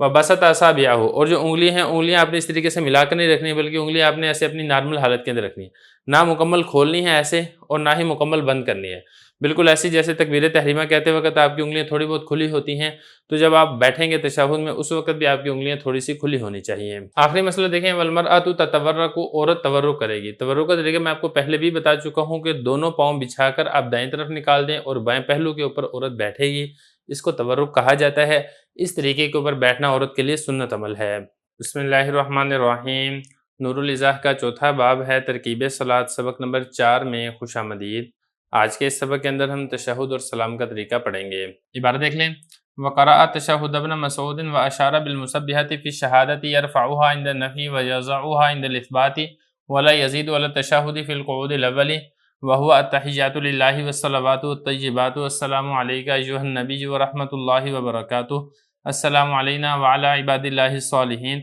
अशहदु अल्ला इलाहा इल्लल्लाहु व अशहदु अन्ना मुहम्मदन अब्दुहु व रसूलुहु। वक़रअ अल-फ़ातिहत फ़ीमा बअदल ऊलयैनि सुम्मा जलस व क़रअ अत-तशहुद सुम्मा सल्ला अला नबी सल्लल्लाहु अलैहि वसल्लम सुम्मा दआ बिमा यशबहुल क़ुरआन व सुन्नत सुम्मा युसल्लिमु यमीनन व यसारा फ़यक़ूलु अस्सलामु अलैकुम व रहमतुल्लाहि नावियन मम मअहु कमा तक़द्दमा। तर्जुमा देख लें, और तशहुद इब्न मसूद पढ़ेगा और इशारा करेगा मुसब्बिहा से शहादत में, उठाएगा उंगली को नफ़ी के वक़्त और रखेगा इस बात के वक़्त, और इजाफ़ा नहीं करेगा तशहुद पर पहले कादा में, और तशहुद ये है अत्तहिय्यातु लिल्लाहि वस्सलावातु वत्तय्यिबातु, यहाँ से अब्दुहु व रसूलुहु तक, और फातिहा पढ़ेगा पहली 2 रकतों के बाद, फिर बैठ जाएगा और तशहुद पढ़ेगा, फिर नबी करीम सल्लल्लाहु अलैहि वसल्लम पर दुरूद पढ़ेगा, फिर दुआ मांगेगा उन अल्फाज से जो कुरान और सुन्नत के मुशाबे हों, फिर सलाम फेरेगा दाएं जानिब और बाएं जानिब और ये कहेगा अस्सलामु अलैकुम व रहमतुल्लाह। नियत करने वाला होगा जो उसके साथ नमाज पढ़ रहे हैं, जैसा कि पहले गुजर चुका है। इबारत हो चुकी है, तर्जुमा हो चुका है। अब चलते हैं इसकी तशरीह की तरफ। पहली रकत कैसे पढ़नी है ये तफसील गुजर चुकी है, दूसरी रकत कैसे पढ़नी है ये तफसील गुजर चुकी है। आप बता रहे हैं कि जब आप कादे में बैठ गए, चाहे वो कादा उला है चाहे वो कादा अखीरा है, आपने उसमें तशहुद पढ़ना है। तो हज़रत फरमा रहे हैं कि तशहुद कौन सा पढ़ेंगे, तो बता रहे हैं कि तशहुद इब्न मसूद रज़ियल्लाहु अन्हु पढ़ेंगे। अब तशहुद इब्न मसूद रज़ियल्लाहु अन्हु कौन सा है, ये वही वाला तशहुद है जो हम नमाज के अंदर पढ़ते हैं, अत्तहिय्यातु लिल्लाहि वस्सलावातु वत्तय्यिबातु अस्सलामु अलैका अब्दुहु व रसूलुहु तक। इसी तशहुद को तशहुद इब्न मसूद कहा जाता है। कुल 3 तरह के तशहुद मनकूल हैं, और इनमें से ये जो तशहुद इब्न मसूद है इसको तरजीह दी है हनाबला ने और हनफिया ने। तो ये हज़रत फरमा रहे हैं कि तशहुद इब्न मसूद पढ़ेगा जब कादे में बैठेगा, व अशारा बिल मुसब्बिहति फ़ी शहादति, और शहादत के वक़्त मुसब्बिहा से इशारा करेगा। ये वाली बात भी पहले गुजर चुकी है। मुसब्बिहा मैंने आपको बताई है कि जो शहादत वाली उंगली है, पहली उंगली, इसको मुसब्बिहा कहा जाता है। इसके ज़रिए से इशारा करेगा। इशारा कैसे है, वही वाली बात है कि आपने अशहदु अल्ला इलाहा में जब आपने ला इलाहा इसके ऊपर आपने उंगली को उठाना है, और उसका तरीका भी मैंने आपको बता दिया था कि आखिरी 2 उंगलियां बंद कर लें, और ये जो दरमियान वाली उंगली है और अंगूठा है इससे हल्का बना लें, इसको कहा जाता है 53 का हल्का। तो उसके बाद फिर जब आपने इशारा करना है तो आपने इस तरीके से इशारा करना है कि जो आपकी उंगली है वो किबला रुख हो, ना तो वो ऊपर की जानिब हो ना ही वो नीचे की जानिब हो। ला इलाहा के ऊपर आप उंगली को उठाएंगे और इल्लल्लाह के ऊपर आप उंगली को गिरा देंगे। तो ये ज़फ़र फरमा रहे हैं कि इशारा करेगा मुसब्बिहा से शहादत में। शहादत से मुराद होता है अशहदु अल्ला इलाहा इल्लल्लाह। यरफ़उहा इंद नफ़ी, उंगली को उठाएगा नफ़ी के वक़्त, व यज़उहा इंदल इस्बाती, और इस बात के वक़्त यानी जब लफ्ज़ अल्लाह का आप इस बात करेंगे तो उस वक़्त आप उंगली को गिरा देंगे। वला यज़ीदु अला तशहुद फ़िल क़ऊदिल अव्वल। अगला मसला, पहला जो कादा है इसमें तशहुद पर इजाफ़ा नहीं किया जाएगा। मतलब ये कि आप 4 रकत वाली नमाज़ पढ़ रहे हैं या आप 3 रकत वाली नमाज़ पढ़ रहे हैं, जो कादा उला है जो 2 रकत पर के इख्तिताम पर किया जाता है, उसमें आपने सिर्फ़ और सिर्फ तशहुद पढ़ना है, फिर आपने तीसरी रकत के लिए खड़ा हो जाना है। जैसे आप पढ़ेंगे अब्दुहु व रसूलुहु, आप तीसरी रकत के लिए खड़े हो जाएंगे, आप इसमें किसी और का इजाफा नहीं करेंगे, ना आप दुरूशी पढ़ेंगे ना ही आप दुआएं पढ़ेंगे। और वो तशहुद इब्न मसूद के वो बता रहे हैं, वो ये है तहिय्यातु लिल्लाहि वस्सलावातु वत्तय्यिबातु अस्सलामु अलैका अय्युहन नबिय्यु व रहमतुल्लाहि व बरकातुहू, यहाँ से लेके यहाँ तक व अशहदु अन्ना मुहम्मदन अब्दुहु व रसूलुहु। वक़रा अल-फ़ातिहत फ़ीमा बअदल ऊलयैनि। अगला मसला, जो पहली 2 रकतें हैं उनमें तो फ़ातिहा पढ़ना लाजिम और ज़रूरी है। पहली 2 रकत के अलावा जो बाकी 2 रकतें हैं फ़र्ज़ की, इसमें बता रहे हैं कि इसमें भी फ़ातिहा पढ़ेगा, ये भी मुस्तहब अमल है। अलबत्ता अगर कोई नहीं पढ़ता है तो फिर इससे सजदा साहव लाजिम नहीं होगा। और फ़र्ज़ के अलावा जो नमाज़ें हैं, सुन्नत है, नफ़ल हैं, उन तमाम के अंदर फ़ातिहा पढ़नी तमाम रकतों में लाजिम और ज़रूरी है। सुम्मा जलसा व करा तशहुद, फिर जब आखिरी आप तशहुद में बैठ गए, वो बता रहे हैं कि जब आप बैठ जाएंगे और तशहुद पढ़ेंगे, जब आपने अब्दुहु व रसूलुहु तक पढ़ लिया, फिर उसके बाद नबी करीम सल्लल्लाहु अलैहि वसल्लम पर दुरूद भी पढ़ेंगे। दुरूद कौन सा पढ़ेंगे, वो वही वाला दुरूद है, दुरूद इब्राहिमी। अल्लाहुम्मा सल्ली अला मुहम्मदिन व अला आलि मुहम्मदिन कमा सल्लैता अला इब्राहीम سارا وہی درود ہے جو ہم نماز کے اندر پڑھتے ہیں۔ ثم دعا، پھر دعا مانگے گا بما یشبہ القرآن و سنہ، پھر جو دعا مانگی جائے گی دعا آپ نے ان الفاظ کے ساتھ مانگنی ہے جو قرآن و سنت کے الفاظ کے مشابہ ہوں، نہ کہ کلام ناس کے مشابہ ہوں۔ آپ وہ دعا مانگیں جو قرآن مجید کے اندر آتی ہیں، جیسا کہ مشہور دعا جو ہم نماز کے اندر پڑھتے ہیں، رب اجعلنی مقیم الصلاۃ ومن ذریتی ربنا تقبل دعا، یہ دعا مانگ لیں، یا اسی طریقے سے ربنا آتنا فی الدنیا حسنۃ وفی الآخرۃ حسنۃ وقنا عذاب النار، یہ دعا مانگ لیں، یا وہ دعائیں جو احادیث کے اندر مذکور ہیں وہ دعا مانگ لیں۔ یہ اس کے علاوہ بھی آپ عربی کے اندر کوئی دعا مانگنی چاہیں تو مانگ سکتے ہیں، لیکن وہ دعا قرآن و سنت کے مشابہ ہو، کلام ناس کے مشابہ نہ ہو۔ مطلب یہ کہ لوگ آپس میں ایک دوسرے سے جو چیزیں مانگتے رہتے ہیں وہ دعا آپ نماز کے اندر نہ مانگیں، جیسے ہم کہتے ہیں نا کہ موبائل دے دو، گھر دے دو، تو اس طریقے کی دعا پھر نماز کے اندر نہیں مانگنی چاہیے۔ پھر سلام پھیرے کا دائیں جانب اور بائیں جانب اور سلام پھیرتے وقت کیا طریقہ ہے، یہ پڑھیں گے السلام علیکم ورحمۃ اللہ، اور سلام پھیرتے وقت وہ جو طریقہ گزرا ہے کہ آپ نے دائیں طرف سلام پھیرنا ہے تو آپ نے دائیں کندھے کو دیکھنا ہے، بائیں طرف آپ نے سلام پھیرنا ہے تو بائیں کندھے کو دیکھنا ہے، کہ آپ کا جو رخسار ہے وہ پیچھے اگر کوئی شخص موجود ہے تو اس کو نظر آئے۔ اور نیت بھی آپ نے کرنی ہے، جب آپ دائیں طرف سلام پھیریں تو دائیں طرف جو نمازی آپ کے ساتھ نماز پڑھ رہے ہیں آپ ان کی نیت کریں، اسی طریقے سے جو فرشتے ہیں وہاں پر موجود جماعت کے اندر شریک ہیں آپ ان کی نیت کر لیں، یا یہ جو جنات نماز پڑھ رہے ہیں آپ ان کی نیت کر لیں، وہ ساری تفصیلیں جو پہلے گزر چکی ہے۔ تو یہ فرما رہے ہیں ناوی نیت کرنے والا ہوگا من معاہو، ان لوگوں کی جو ان کے ساتھ نماز پڑھ رہے ہیں، کما تقدمہ، جیسے کہ تفصیل پہلے گزر چکی ہے۔ اسی کے ساتھ ہی نماز کے جو عملی طریقے کی جو فصل ہے یہ یہاں تک مکمل ہو گئی ہے۔ بسم اللہ الرحمن الرحیم، نور الازاح کا چوتھا باب ہے ترکیب صلاۃ، سبق نمبر 5 میں خوش آمدید۔ آج کے سبق کے اندر ہم باب الامامت پڑھیں گے۔ عبارت دیکھ لیں، ہی افضل من الاذان والصلاۃ بالجماعۃ سنۃ للرجال الاحرار بلا عذر وشروط صحۃ الامامۃ للرجال الاصحاء ستۃ اشیاء الاسلام والبلوغ والعقل والذکورۃ والقراءۃ والسلامۃ من الاعذار كالرعاف والفافات والتمتمۃ واللثغ وفقد شرط كطہارۃ وستر عورۃ وشروط صحۃ الاقتداء 14 شیئا، نیت المقتدی المتابعۃ مقارنۃ لتحریمتہ، ونیت الرجال الامامۃ شرط لصحۃ اقتداء النساء بہ، وتقدم الامام بعقبہ عن الماموم، والا یکون ادنی حالا من الماموم، والا یکون الامام مصلیا فرضا غیر فرضہ۔ ترجمہ دیکھ لیں، امامت اذان سے افضل ہے، جماعت کے ساتھ نماز پڑھنا آزاد مردوں کے لیے سنت ہے بغیر عذر کے، اور امامت کے صحیح ہونے کی شرطیں تندرست مردوں کے لیے 6 چیزیں ہیں: اسلام، بلوغت، عقل، مذکر یعنی مرد ہونا، قرات پر قادر ہونا، اور عذر سے سلامت ہونا جیسا کہ نکسیر، فافات، تمتمہ، لثغ ہے، اور نماز کی صحیح ہونے کی شرط کا نہ پائے جانا جیسا کہ طہارت اور ستر عورت ہے۔ اور اقتداء کے صحیح ہونے کی شرطیں کل 14 چیزیں ہیں: مقتدی کا امام کی اتباع کی نیت کرنا، اور مقتدی کی نیت تکبیر تحریمہ سے ملی ہوئی ہو، اور نیت کرنا مرد کا امامت کی یہ شرط ہے عورتوں کی اس مرد کی اقتداء کے صحیح ہونے کے لیے، اور امام کا اپنی ایڑی سے مقتدی پر مقدم ہونا، اور یہ کہ امام کی حالت مقتدی سے ادنا نہ ہو، اور یہ کہ امام مقتدی کے فرض کے علاوہ کوئی اور فرض پڑھنے والا نہ ہو۔ عبارت ہو چکی ہے، ترجمہ ہو چکا ہے، اب چلتے ہیں اس کی تشریح کی طرف۔ گزشتہ 4 سبقوں کے اندر ہم نے نماز کا عملی طریقہ پڑھ لیا ہے، یہ 5واں سبق ہے جہاں سے باب الامامت شروع ہو رہا ہے۔ چونکہ جماعت کی نماز کا سارا دار و مدار امام پر ہوتا ہے، اس لیے شریعت میں امام کو بطور خاص متنبہ اور متوجہ کیا گیا ہے کہ وہ اپنے مقام اور منصب کا خیال رکھے اور امامت کی ذمہ داری کو پوری دیانت اور امانت کے ساتھ سر انجام دے۔ اسی لیے اسی سے متعلقہ احکام اور مسائل اور کن چیزوں کا خیال رکھنا چاہیے، ان سارے مسائل کو اسی باب کے اندر ذکر کیا گیا ہے۔ سب سے پہلی بات حضرت نے یہ ذکر کیا، پہلا مسئلہ کہ جو امامت ہے یہ اذان سے افضل ہے، کیونکہ نبی کریم صلی اللہ علیہ وسلم امام تھے۔ اگر اذان یہ امامت سے افضل ہوتی تو حضور صلی اللہ علیہ وسلم امامت کے بجائے اذان کے منصب کو اختیار کرتے ہیں۔ اس کے بعد اگلا مسئلہ دیکھیں، والصلاۃ بالجماعۃ، جماعت کے ساتھ نماز پڑھنا یہ آزاد مردوں کے لیے سنت ہے بغیر عذر کے۔ اگر کوئی عذر نہیں ہے، مطلب مثال کے طور پہ آدمی صحیح ہے، تندرست ہے، جماعت کے اندر شریک ہو سکتا ہے، اس کو کوئی اور مسئلہ نہیں ہے، راستے کے اندر امن ہے، ہر طرح سے کوئی مسئلہ پریشانی نہیں ہے، کوئی عذر نہیں ہے، تو ایسے شخص کے لیے جماعت کے ساتھ نماز پڑھنا سنت موقدہ ہے، اور ایک قول کے مطابق جماعت کے ساتھ نماز پڑھنا واجب ہے۔ وشروط صحت الامامۃ للرجال الاصحاء، تندرست آدمی اگر امامت کرواتا ہے تو امامت کروانے کے لیے 6 چیزوں کا ہونا یہ شرط ہے۔ جب تک ان 6 چیزوں میں سے تمام کی تمام نہ پائی جائیں تب تک آزاد آدمی، تندرست آدمی امامت نہیں کروا سکتا ہے۔ لیکن یہ فرما رہے ہیں وشروط صحت الامامۃ، امامت کے صحیح ہونے کی شرطیں، للرجال الاصحاء، تندرست آدمی کے لیے کتنی ہیں؟ کل 6 شرطیں ہیں، 6 چیزیں ہیں، 6 شرطیں ہیں۔ نمبر 1 اسلام، امام کا مسلمان ہونا ضروری ہے۔ نان مسلم امامت نہیں کروا سکتا ہے، کافر، ہندو، یہودی وغیرہ یہ امامت نہیں کر سکتا ہے۔ اسی طریقے سے بالغ ہونا یہ بھی شرط ہے، امام بالغ ہو تو پھر امامت کروا سکتا ہے، نابالغ آدمی، نابالغ جو لڑکا ہے وہ بالغ مردوں کی امامت نہیں کر سکتا ہے۔ اسی طریقے سے عاقل ہونا یہ بھی ضروری ہے، جو امام ہے وہ پاگل نہ ہو، اگر مجنون ہے، پاگل ہے، دیوانہ ہے تو یہ صحیح سلامت عقل والوں کی امامت نہیں کر سکتا ہے۔ اسی طریقے سے ذکورت، مرد ہونا یہ بھی لازم اور ضروری ہے، عورت مردوں کی امام نہیں بن سکتی ہے۔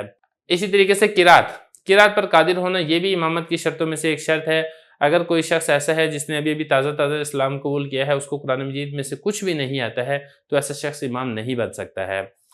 یا اسی طریقے سے اگلی جو شرط حضرت فرما رہے ہیں کہ سلامت من الاعذار، اعذار عذر ہے، عذر کی جمع ہے اعذار، اعذار سے سلامتی ہو، مطلب یہ کہ اس کو کوئی عذر لاحق نہ ہو۔ اب عذر کی کچھ مثالیں لے کر رہے ہیں، پہلی مثال لے کر رہے ہیں رعاف کہتے ہیں نکسیر کو۔ اگر کسی شخص کو نکسیر کی بیماری ہے، اس کے ناک سے خون نکلتا ہے، یا اسی طریقے سے اس کو پیشاب کا مرض ہے، اس کا پیشاب کنٹرول میں نہیں ہے، قطرہ قطرہ نکلتا رہتا ہے، تو ایسا شخص معذور ہے، یہ شخص تندرست آدمی کی امامت نہیں کر سکتا ہے۔ یہ اسی طریقے سے فافات کہتے ہیں زبان سے فا کا زیادہ نکلنا، تو اگر کوئی شخص ایسے ہے جو کہ دیگر حروف کے بدلے میں بھی فا زیادہ استعمال کرتا ہے، قادر نہیں ہے صحیح طریقے سے بولنے پر، تو ایسا شخص چونکہ قرات صحیح نہیں کر سکتا ہے، لہذا یہ بھی امام نہیں بن سکتا ہے۔ اسی طریقے سے تمتمہ کہتے ہیں کہ زبان سے تا اور میم یہ زیادہ نکلنا، تو اگر کوئی شخص تا اور میم زیادہ بولتا ہے، وہ چونکہ یہ بھی قرات پر صحیح طریقے سے قادر نہیں ہے، لہذا ایسا شخص بھی امام نہیں بن سکتا ہے۔ اسی طریقے سے لثغ کہتے ہیں کہ سین کے بجائے ثا کا اور را کے بجائے غائن کا زبان سے نکلنا، تو چونکہ ایسا شخص بھی قرات صحیح طریقے سے نہیں کر سکتا ہے، لہذا ایسا شخص بھی قادر الکلام شخص کا امام نہیں بن سکتا ہے۔ وفقد شرطن، یا اسی طریقے سے کسی شرط کا نہ پایا جانا، یعنی وہ شرطیں جو نماز کے صحیح ہونے کے لیے لازم اور ضروری ہیں، اگر کسی شخص میں کوئی ایسی شرط مفقود ہے تو ایسا شخص بھی امام نہیں بن سکتا ہے۔ مثال کے طور پہ طہارت، اگر ایک شخص کو طہارت حاصل نہیں ہے، وہ بے وضو ہے، تو بے وضو امام نہیں بن سکتا ہے۔ یا اسی طریقے سے ستر عورت، ستر کا چھپانا، اگر کوئی شخص ایسا ہے جس کی شرمگاہ کھلی ہوئی ہے، اس کے پاس کپڑے نہیں ہیں، وہ ننگا ہے، تو ننگا شخص کپڑوں والوں کا امام نہیں بن سکتا ہے۔ وشروط صحت الاقتداء 14 شیئن، اگلا مسئلہ، یہ تو آپ نے پڑھ لیا کہ امامت کون کروا سکتا ہے، 6 شرطیں، ان 6 کی 6 شرطیں یہاں پہ پوری ہو چکی ہیں۔ اب آگے یہ ہے کہ مقتدی کے لیے کون سی شرطیں ہیں کہ مقتدی کی نماز امام کی اقتداء کے اندر صحیح اور درست ہو جائے، اس کے بارے میں بتا رہے ہیں۔ تو بتا رہے ہیں کہ کل 14 چیزیں ہیں، یہ 14 چیزیں پائی جائیں گی تو تب مقتدی کے لیے امام کی اقتداء میں نماز پڑھنا درست ہوگا۔ اگر کوئی ایک چیز بھی نہیں پائی جاتی ہے تو پھر مقتدی کے لیے امام کی اقتداء میں نماز درست نہیں ہوگی۔ پہلی چیز کیا ہے؟ نیت المقتدی المتابعۃ، مقتدی کا متابعت کی نیت کرنا، یعنی مقتدی جس امام کی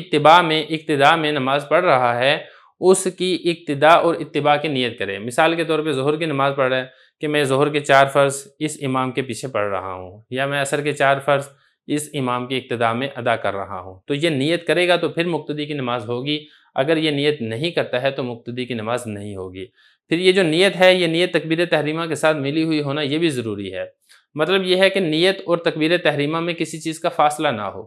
مثال کے طور پہ نیت کر لی مقتدی نے امام کی اقتداء کی، اس کے بعد اس نے کال ملا کے اس نے پھر وہ کالوں پہ بات کرتا رہا، یا اسی طریقے سے وہ واش روم چلا گیا، وہاں سے آ کے دوبارہ نیا وضو کر کے پھر نماز کے اندر شریک ہوا، ایسا نہیں ہے۔ نیت کرے، نیت کرتے ساتھ ہی تکبیر تحریمہ ہو، اس کے درمیان کسی چیز کا فاصلہ نہ ہو۔ اگر فاصلہ ہوگا تو نیت کالعدم ہو جائے گی، پھر دوبارہ نئے سرے سے نیت کرنا ضروری ہوگا۔ تو یہ فرما رہے ہیں کہ مقتدی کا نیت کرنا المتابع، اتباع کی، اقتداء کی، اور یہ جو نیت ہے یہ ملی ہوئی ہو مقتدی کی تکبیر تحریمہ کے ساتھ۔ وَنِيَّةُ الرَّجُلِ الْإِمَامَةَ شَرْطٌ لِصِحَّةِ اقْتِدَاءِ النِّسَاءِ بِهِ، اگلا مسئلہ یہ ہے کہ امام، یہ تو آپ نے پڑھ لیا کہ مقتدی کے لیے امام کی اقتداء کی نیت کرنا ضروری ہے، کیا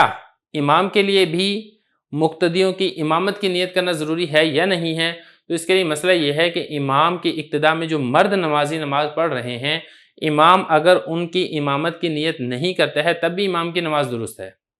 لیکن اس کو امامت کا ثواب اور اجر نہیں ملے گا۔ اس کو امامت کا ثواب اور اجر اس وقت ملے گا جب وہ امامت کی نیت بھی کرے گا ان مرد حضرات کی جو اس کی اقتداء کے اندر نماز پڑھ رہے ہیں۔ ایک بات۔ نمبر 2،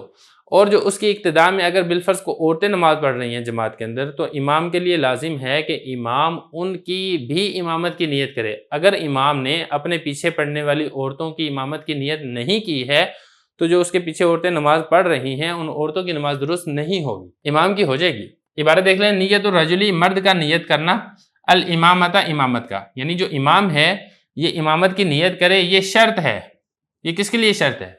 امام کی نماز صحیح ہونے کے لیے شرط ہے؟ نہیں، امام کی نماز تو ٹھیک ہو جائے گی اس کے بغیر بھی۔ شرط کس کے لیے ہے؟ عورتوں کے اقتداء کے صحیح ہونے کے لیے شرط ہے، یعنی عورتیں اس امام کی اقتداء میں جو نماز پڑھ رہی ہیں، عورتوں کی نماز اس وقت درست ہوگی جس وقت امام ان کی امامت کی نیت کرے گا۔ یہ جو بہی میں ہی ضمیر ہے یہ لوٹ رہی ہے رجل کی طرف۔ آگے دیکھیں، وَتَقَدُّمُ الْإِمَامِ بِعَقْبِهِ عَنِ الْمَأْمُومِ، اگلا مسئلہ یہ ہے کہ امام مقتدی سے آگے ہونا لازم اور ضروری ہے۔ اگر امام مقتدی سے آگے نہیں ہے، پیچھے ہے، تو مقتدی کی نماز درست نہیں ہوگی۔ اور آگے ہونے کا مدار کیا ہے؟ وہ ایڑی پر ہے کہ امام کی ایڑی مقتدی کی ایڑی سے آگے ہو۔ جو پاؤں کا جو آگے والا جو انگلیاں جہاں پر ہوتی ہیں وہ اگر مقتدی کی آگے بڑھ بھی جاتی ہیں تو اس سے فرق نہیں پڑے گا، بس ایڑی جو ہے مقتدی کی ایڑی امام کی ایڑی سے پیچھے ہو تو پھر مقتدی کی نماز درست ہوگی امام کی اقتداء میں۔ تو یہ فرما رہے تقدم الامامی، امام کا مقدم ہونا، بیعقب کہتے ہیں ایڑی کو، اپنی ایڑی کے ساتھ، عن المامومی، ماموم کہتے ہیں مقتدی کو، مقتدی سے امام اپنی ایڑی سے آگے ہو، مقتدی کی ایڑی امام کی ایڑی سے پیچھے ہو۔ وَأَلَّا يَكُونَ أَدْنَىٰ حَالًا مِنَ الْمَأْمُومِ، اور جو امام ہے وہ مقتدی سے حالت میں ادنا نہ ہو۔ اگر امام مقتدی کی حالت سے ادنا ہے تو پھر یہ نماز درست نہیں ہوگی۔ اب حالت سے ادنا کیسے ہے؟ مثال کے طور پہ جو امام ہے وہ قرأت پر قادر نہیں ہے اور جو مقتدی ہے وہ قرأت پر قادر ہے، تو پھر ایسے مقتدی کی، ایسے امام کی اقتداء میں نماز درست نہیں ہوگی، بلکہ اس مقتدی کو امام بنایا جائے گا۔ کیونکہ اگر امام امامت کرتا ہے تو امام کی حالت مقتدی کی حالت سے ادنا ہے، یا اسی طریقے سے جو امام ہے وہ ننگا ہے، اس کے پاس کپڑے نہیں ہیں، اور مقتدی ہے وہ کپڑوں والا ہے، تو اب اس ننگے کی اقتداء میں مقتدی کی نماز درست نہیں ہوگی، کیونکہ یہاں پر امام کی حالت ادنا ہے، تو امام کی حالت کا اعلیٰ ہونا یہ ضروری ہے۔ یا اسی طریقے سے جو امام ہے وہ عورت ہے اور جو مقتدی ہیں وہ مرد ہیں، تو چونکہ یہاں پر امام کی حالت ادنا ہے، مقتدیوں کی حالت اعلیٰ ہے، نماز درست نہیں ہوگی۔ نماز درست کب ہوگی؟ جب اعلیٰ حالت والا امام بنے گا اور ادنا حالت والا یہ مقتدی بنے گا۔ تو یہ بتا رہے ہیں کہ یہ بھی ضروری ہے اقتداء کے صحیح ہونے کے لیے کہ جو امام کی حالت ہے وہ مقتدی کی حالت سے ادنا نہ ہو، اور اسی طریقے سے امام مقتدی کے فرض کے علاوہ کوئی اور فرض پڑھنے والا نہ ہو۔ مثال کے طور پہ امام ہے وہ اگر عصر پڑھ رہا ہے اور مقتدی اس کی اتباع میں ظہر پڑھے تو پھر اس طریقے سے مقتدی کی نماز درست نہیں ہوگی۔ مقتدی کو بھی وہی نماز پڑھنی پڑے گی جو امام نماز پڑھا رہا ہے۔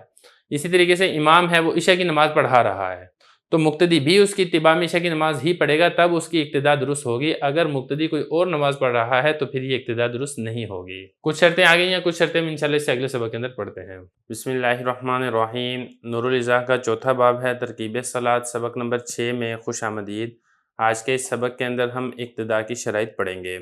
عبارت دیکھ لیں، وَأَلَّا يَكُونَ الْإِمَامُ مُقِيمًا لِمُسَافِرٍ بَعْدَ الْوَقْتِ فِي رُبَاعِيَّةٍ وَلَا مَسْبُوقًا وَأَلَّا يَفْصِلَ بَيْنَ الْإِمَامِ وَالْمَأْمُومِ صَفٌّ مِّنَ النِّسَاءِ وَأَلَّا يَفْصِلَ نَهْرٌ يَمُرُّ فِيهِ الزَّوْرَقُ وَلَا طَرِيقٌ تَمُرُّ فِيهِ الْعَجَلَةُ وَلَا حَائِطٌ يَشْتَبِهُ مَعَهُ الْعِلْمُ بِانْتِقَالَاتِ الْإِمَامِ فَإِن لَّمْ يَشْتَبِهْ لِسَمَاعٍ أَوْ رُؤْيَةٍ صَحَّ الِاقْتِدَاءُ فِي الصَّحِيحِ وَأَلَّا يَكُونَ الْإِمَامُ رَاكِبًا وَالْمُقْتَدِي رَاجِلًا أَوْ رَاكِبًا غَيْرَ دَابَّةِ إِمَامِهِ وَأَلَّا يَكُونَ فِي سَفِينَةٍ وَالْإِمَامُ فِي أُخْرَى غَيْرَ مُقْتَرِنَةٍ بها وَأَلَّا يَعْلَمَ الْمُقْتَدِي مِنْ حَالِ إِمَامِهِ مُفْسِدًا فِي زَعْمِ الْمَأْمُومِ كَخُرُوجِ دَمٍ أَوْ كَإِن لَّمْ يُعِدْ بَعْدَهُ وُضُوءَهُ۔ ترجمہ دیکھ لیں، اور اقتداء کی شرطوں میں سے ایک شرط یہ ہے کہ امام مقیم اور مقتدی مسافر نہ ہو وقت کے بعد 4 رکعت والی نماز میں، اور نہ ہی امام مسبوق ہو۔ اور شرطوں میں سے ایک شرط یہ بھی ہے کہ فاصلہ نہ ہو امام اور مقتدی کے درمیان عورتوں کی صف کا، اور یہ بھی کہ فاصلہ نہ ہو ایسی نہر کا کہ اس کے اندر چھوٹی کشتی چل سکتی ہو، اور نہ ہی ایسے راستے کا فاصلہ ہو کہ جس کے اندر بیل گاڑی گزر سکتی ہو، اور نہ ہی ایسی دیوار کا فاصلہ ہو کہ جس دیوار کے ساتھ امام کے انتقالات کا علم ہونا مشتبہ ہو۔ اگر مشتبہ نہ ہو سننے کی وجہ سے یا دیکھنے کی وجہ سے تو اقتداء کرنا صحیح ہے، صحیح قول کے مطابق۔ اور شرطوں میں سے ایک شرط یہ بھی ہے کہ امام سوار اور مقتدی پیدل نہ ہو، یا امام سوار ہو اور مقتدی امام کے علاوہ کسی اور سواری پر سوار نہ ہو۔ اور شرطوں میں سے ایک شرط یہ بھی ہے کہ امام ایک کشتی میں اور مقتدی دوسری کشتی میں نہ ہو، ایسی کشتی جو امام کی کشتی کے ساتھ ملی ہوئی نہیں ہے۔ اور یہ بھی ہے کہ مقتدی امام کی حالت کو نہ جاننے والا ہو، ایسی حالت جو کہ نماز کو فاسد کرنے والی ہے مقتدی کے گمان میں، جیسے کہ خون کا نکلنا یا پھر قے کا آنا کہ اس کے بعد اس نے وضو کو نہ لوٹایا ہو۔ عبارت ہو چکی ہے، ترجمہ ہو چکا ہے، اب چلتے ہیں اس کی تشریح کی طرف۔ ابتدا کی شرطیں چل رہی ہیں، کچھ شرطیں ہم نے گزشتہ سبق میں پڑھی ہیں، کچھ شرطیں ہم آج کے سبق کے اندر پڑھیں گے۔ پہلی بات حضرت یہ بیان فرما رہے ہیں کہ اگر کسی مسافر کی 4 رکعت والی نماز قضا ہو گئی ہے، مثال کے طور پہ عصر کی نماز چھوٹ گئی یا پھر عشاء کی نماز چھوٹ گئی، آپ کو معلوم ہے کہ اگر عصر کی نماز مسافر کی رہ جائے یا عشاء کی نماز رہ جائے تو اس نے جب اس کی قضا لوٹانی ہوتی ہے تو قصر ہی قضا لوٹائے گا، یعنی عصر کی 2 رکعت اور عشاء کی بھی 2 رکعت ہی قضا اس نے لوٹانی ہے۔ اب آپ یہاں پر یہ سمجھے کہ مسافر کی نماز رہ گئی تھی اور یہ قضا لوٹانے لگا تھا 4 رکعت والی نماز، عصر کی نماز ہے یا عشاء کی نماز ہے، یہ کسی مقیم امام کی اقتداء میں یہ نماز نہیں پڑھ سکتا ہے۔ اگر اس نے جماعت کے ساتھ نماز ادا کرنی ہے تو اس کے لیے ضروری ہے کہ وہ کسی مسافر کی ہی اقتداء کے اندر یہ نماز ادا کرے گا یا پھر اپنی انفرادی پڑھے گا۔ کسی مقیم امام کی اقتداء میں ایسا مسافر نماز ادا نہیں کر سکتا ہے۔ یہ بات واضح رہے کہ یہ وقتی نماز کی بات نہیں ہو رہی بلکہ قضا نماز کی بات ہو رہی ہے۔ اگر وقتی نماز ہے، امام مقیم ہے، اس نے 4 رکعت نماز پڑھنی ہے، مسافر نے قصر کرنی ہے، لیکن وہ وقتی امام کے پیچھے مکمل نماز ادا کر سکتا ہے۔ یہی بتا رہے ہیں وَلَا يَكُونَ الْإِمَامُ، امام مقیم نہ ہو ایسے مسافر کا جو وقت گزرنے کے بعد اقتداء کرنے والا ہو فی رباعیہ 4 رکعت والی نماز میں۔ ولا مسبوق، مسبوق ایسے مقتدی کو کہتے ہیں جس کی کچھ رکعتیں رہ گئی ہوں پھر وہ جماعت کے اندر شریک ہوا ہو، مثال کے طور پہ 1 رکعت رہ گئی تھی یا 2 رکعتیں رہ گئی تھی یا 3 رکعتیں رہ گئی تھیں۔ اب یہ مسبوق جب امام سلام پھیر دیتا ہے تو اس کے بعد اس مسبوق نے کھڑے ہو کے باقی نماز پوری کرنی ہوتی ہے۔ اب مسئلہ یہ سمجھے کہ امام نے سلام پھیر دیا اور مسبوق کھڑے ہو کے باقی رکعتیں ادا کرنے لگا، تو جب یہ کھڑے ہو کے باقی رکعتیں ادا کرنے لگے گا تو ایسے مسبوق کی اقتداء میں کوئی شخص نماز نہیں پڑھ سکتا ہے، بلکہ اس نے باقی جو نماز ہے وہ اکیلے ہی ادا کرنی ہوتی ہے۔ تو یہ بتا رہے ہیں کہ مسبوق کی اقتداء میں بھی کسی کی نماز درست نہیں ہوگی۔ وَأَلَّا يَصِلَ، اگلا مسئلہ یہاں پر یہ ہے کہ امام اور مرد مقتدیوں کے درمیان عورتوں کی صف نہیں ہونی چاہیے۔ اگر امام اور مرد مقتدیوں کے درمیان عورتوں کی صف ہے تو جو عورتوں سے پیچھے مرد نمازی کھڑے ہوں گے ان کی نماز نہیں ہوگی، بلکہ اگر عورتوں نے جماعت کے ساتھ نماز پڑھنی ہے تو اس کا طریقہ کار یہ ہے کہ امام کے پیچھے پہلے بالغ مرد کھڑے ہوں گے، اس کے بعد پھر نابالغ بچے کھڑے ہوں گے، اس کے بعد پھر پیچھے عورتیں کھڑی ہوں گی۔ اگر عورتیں امام اور مرد نمازیوں کے درمیان میں آ گئیں تو جو عورتوں سے پیچھے نمازی ہیں ان کی نماز ادا نہیں ہوگی۔ یہ بتا رہے ہیں کہ فاصلہ نہ ہو امام اور ماموم کہتے ہیں مقتدی کو، امام اور مقتدیوں کے درمیان عورتوں کی صف کا فاصلہ نہ ہو۔ آگے دیکھیں وَأَلَّا يَفْصِلَ نَهْرٌ يَمُرُّ فِيهِ الزَّوْرَقُ، اور یہ بھی شرط ہے کہ ایسی نہر کا فاصلہ نہ ہو جس میں سے زورق گزر چکے۔ زورق کہتے ہیں چھوٹی کشتی کو، مطلب کہنے کہ یہ ہے کہ امام بالفرض نہر کے آگے امامت کروا رہا ہے اور امام اور مقتدیوں کے درمیان ایک نہر کا فاصلہ ہے اور وہ نہر اتنی بڑی ہے کہ جس کے اندر سے چھوٹی کشتی گزر سکتی ہو، تو پھر ایسی صورت کے اندر جو نہر کے پچھلی سائڈ کے اوپر نمازی موجود ہیں ان نمازیوں کی نماز ادا نہیں ہوگی۔ البتہ اگر نہر چھوٹی ہے جس کے اندر چھوٹی کشتی نہیں گزر سکتی ہے تو ایسی نہر کا اگر فاصلہ آ جاتا ہے تو پھر اس صورت میں نماز ادا ہو جائے گی۔ تو یہ بتا رہے ہیں کہ فاصلہ نہ ہو ایسی نہر کا کہ جس کے اندر زورق چھوٹی کشتی گزر سکتی ہو، اسی طریقے سے ایسے راستے کا بھی فاصلہ نہ ہو جس کے اندر بیل گاڑی گزر سکتی ہو، مطلب یہ کہ امام سڑک کے دوسرے طرف امامت کروا رہا ہے، درمیان میں سڑک ہے اور مقتدی سڑک کے پچھلی سائڈ پر نماز پڑھ رہے ہیں امام کی اقتداء میں، اور وہ سڑک اتنی بڑی ہے یا راستہ اتنا بڑا ہے کہ جس کے اندر ایک بیل گاڑی گزر سکتی ہو، تو پھر اس صورت کے اندر جو سڑک کے پچھلی سائڈ کے اوپر نمازی موجود ہیں ان کی نماز ادا نہیں ہوگی۔ البتہ اگر سڑک اتنی چھوٹی ہے جس کے اندر سے کوئی موٹر سائیکل تو گزر سکتا ہے، سائیکل تو گزر سکتا ہے، لیکن ایک بیل گاڑی نہیں گزر سکتی ہے، تو ایسی سڑک کے فاصلہ آنے سے بھی نماز جائز اور درست ہو جائے گی۔ تو یہ بتا رہے ہیں کہ ایسا راستہ بھی نہ ہو تمر فیہ العجلہ کہ جس کے اندر عجلہ بیل گاڑی یا کھچڑا وہ گزر سکتا ہو، ولا حائط، اور یہ بھی ایک شرط ہے کہ امام اور مقتدی کے درمیان ایک ایسی دیوار نہ ہو کہ جس دیوار کی وجہ سے مقتدیوں کو امام کی تکبیرات انتقالیہ کا علم نہ ہوتا ہو۔ تکبیرات انتقالیہ کسے کہتے ہیں؟ دیکھیں جب امام ایک چیز سے دوسری چیز کی طرف منتقل ہوتا ہے، ایک رکن سے، مثال کے طور پہ قیام سے وہ رکوع کی طرف منتقل ہوتا ہے تو پھر وہ تکبیر کہتا ہے، اللہ اکبر۔ اسی طریقے سے جب قومے کے بعد جب وہ جاتا ہے اس میں سجدے میں تو اللہ اکبر کہتا ہے، یا اسی طریقے سے سجدے سے جب اٹھتا ہے تو اللہ اکبر کہتا ہے، سجدے میں جاتا ہے تو اللہ اکبر کہتا ہے۔ اس کو تکبیرات انتقالیہ کہا جاتا ہے جو ایک رکن سے دوسرے رکن کی طرف منتقل ہوتے وقت بولی جاتی ہیں۔ تو اگر امام اور مقتدیوں کے درمیان ایسی دیوار ہے کہ مقتدیوں کو امام کی تکبیرات انتقالیہ کا پتہ ہی نہ چلتا ہو، ان کو یہی نہ پتہ چل رہا ہو کہ امام اس وقت کون سی رکعت ادا کر رہا ہے، رکوع پڑھ رہا ہے یا پھر سجدے کے اندر گیا ہوا ہے، تو پھر ایسی صورت کے اندر نماز ادا نہیں ہوگی مقتدیوں کی۔ البتہ اگر ان مقتدیوں کو پتہ چلتا ہو کسی لاؤڈ سپیکر کی وجہ سے، آواز کی وجہ سے یا دیکھنے کی وجہ سے، جیسے کہ آج کل عام مساجد کے اندر ہوتا ہے، ایسے ہے درمیان میں برآمدے کی دیوار ہوتی ہے اور جو نمازی باہر ہوتے ہیں ان کو واضح طور پہ پتہ چل رہا ہوتا ہے لاؤڈ سپیکر کی وجہ سے، تو ایسی صورت کے اندر مقتدیوں کی نماز جائز اور درست ہو جائے گی۔ تو یہ بتا رہے ہیں کہ امام اور مقتدیوں کے درمیان ایسی دیوار نہ ہو کہ جس دیوار کی وجہ سے امام کی تکبیرات انتقالیہ کا علم مشتبہ ہو جائے مقتدیوں پر۔ اگر مشتبہ نہ ہوتا ہو سننے کی وجہ سے یا دیکھنے کی وجہ سے، تو پھر اقتداء درست ہے صحیح قول کے مطابق۔ وَلَا يَكُونُ الْإِمَامُ۔ اگلا مسئلہ یہاں پر یہ ہے کہ امام اور مقتدیوں کا جو محل یا جو مکان ہے وہ متحد ہونا ضروری ہے، حقیقتاً یا حکماً، یعنی امام اور مقتدی دونوں ایک ہی جگہ کے اوپر کھڑے ہوں۔ اگر بالفرض امام ایک سواری کے اوپر ہے اور مقتدی پیدل ہیں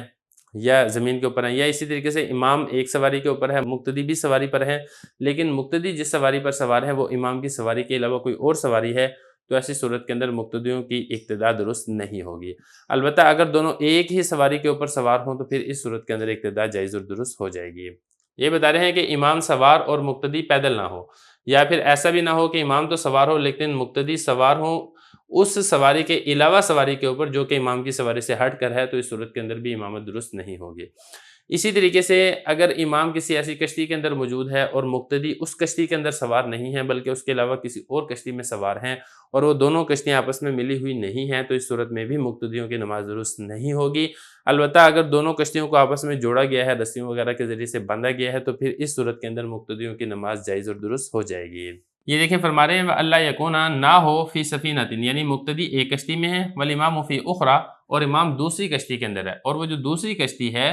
وہ غیر مقترنۃ بہا، وہ ملی ہوئی نہیں ہے اس کے ساتھ۔ یہ بہا میں جو ہا ضمیر ہے یہ لوٹ رہی ہے سفینہ کی طرف، یعنی امام کی کشتی مقتدی کی کشتی کے ساتھ اگر ملی ہوئی نہیں ہے تو پھر اس صورت کے اندر مقتدیوں کی امام کی اقتداء میں نماز درست نہیں ہوگی۔ اسی طرح مقتدی کی اقتداء جائز ہونے کے لیے یہ والی شرط بھی پائے جانا ضروری ہے کہ مقتدی کو امام کی کسی ایسی حالت کا علم نہ ہو کہ جس حالت کے ہوتے ہوئے امامت درست نہ ہوتی ہو۔ اگر مقتدی کو امام کی کسی ایسی حالت کا علم ہے کہ جس کے ہوتے ہوئے امامت درست نہ ہوتی ہو، تو پھر اس صورت میں مقتدی کی امام کی اقتداء میں نماز جائز اور درست نہیں ہوگی۔ مثال کے طور پہ مقتدی کو اگر اس بات کا علم ہے کہ امام کا خون نکلا تھا اور امام نے خون نکلنے کے بعد وضو نہیں لٹایا تھا، اب یہ امام کی ایسی حالت ہے، ظاہر ہے جب خون نکل جائے تو وضو کرنا ضروری ہوتا ہے، اگر آپ وضو نہیں کریں گے تو آپ کی نماز درست نہیں ہوگی۔ تو جب امام کی نماز درست نہیں ہے تو امام کی اقتداء میں مقتدیوں کی نماز بھی درست نہیں ہوگی۔ تو اگر مقتدی کو امام کی ایسی حالت کا علم تھا، مثال کے طور پہ امام کا خون نکلا تھا اور امام نے دوبارہ وضو نہیں کیا تھا، تو مقتدی ایسے امام کی اقتداء میں نماز نہیں پڑھ سکتا ہے، اگر پڑھے گا تو نماز نہیں ہوگی۔ یا اسی طریقے سے مقتدی کو معلوم تھا کہ امام نے کیا کی تھی، اب آپ کو معلوم ہے منہ بھر کے کیا کی جائے تو اس صورت میں وضو ٹوٹ جاتا ہے، وضو دوبارہ کرنا ضروری ہوتا ہے۔ اگر اس کو پتہ چلے کہ امام نے منہ بھر کے کیا کی تھی، الٹی کی تھی، لیکن دوبارہ وضو نہیں لٹایا تھا، اگر اس بات کا علم ہے تو یہ مقتدی ایسے امام کی اقتداء میں نماز نہیں پڑھ سکتا ہے۔ تو ایسی چیزوں کا علم نہ ہونا یہ بھی شرط ہے مقتدی کی نماز جائز ہونے کے لیے۔ تو یہ فرما رہے ہیں کہ یہ والی شرط بھی ہے کہ مقتدی کو علم نہ ہو من حال امامی ہی، امام کی ایسی حالت کا، مفسدن، ایسی حالت جو نماز کو فاسد کرنے والی ہو، فی زعم المامومی، مقتدی کے گمان میں، جیسا کہ خون کا نکلنا ہے یا منہ بھر کے کہہ کا آنا ہے، ایسے خون کا نکلنا یا ایسی کہہ کا آنا، لم یعید، اعادہ نہ کیا ہو، لوٹایا نہ ہو، بعدہ، اس کے بعد، یہ بعدہ میں جو ہو ضمیر ہے یہ لوٹ رہی ہے خروج دم اور کہہ کی طرف، وضو اہو، اس نے اپنے وضو کو، یہ وضو اہو میں جو ہو ضمیر ہے یہ لوٹ رہی ہے امام کی طرف۔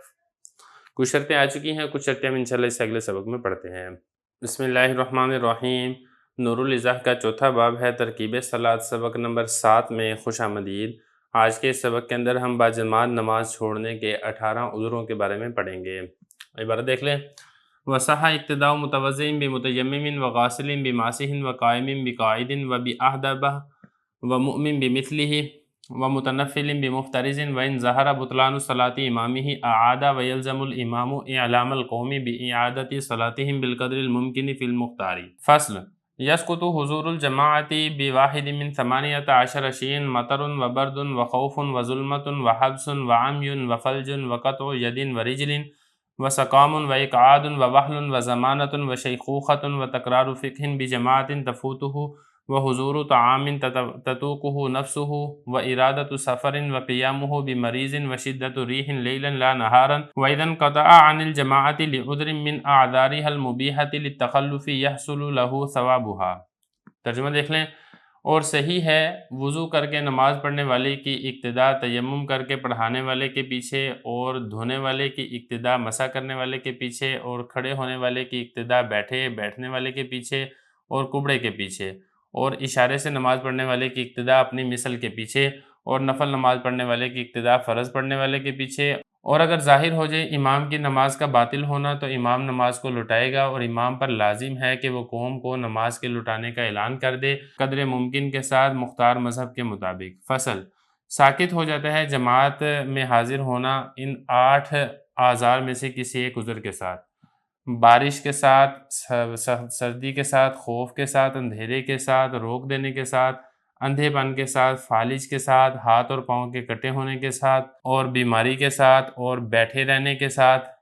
और कीचड़ के साथ, और अपाहज होने के साथ, बुढ़ापे के साथ, और फ़िक़ा के तकरार के साथ कि जमात में हाजिर होने से फ़िक़ा छूट जाएगा, और खाने के मौजूदगी के साथ कि इंसान के नफ्स को उसकी उम्मीद हो, और सफ़र के इरादे के साथ, और मरीज़ के पास खड़े होने के साथ, और सख्त आंधी के साथ रात के वक़्त ना कि दिन के वक़्त। और जब वो जमात से रह जाए इन आज़ार में से किसी एक उज़्र के साथ, ऐसे आज़ार जो कि मुबाह करने वाले हैं जमात छोड़ने को,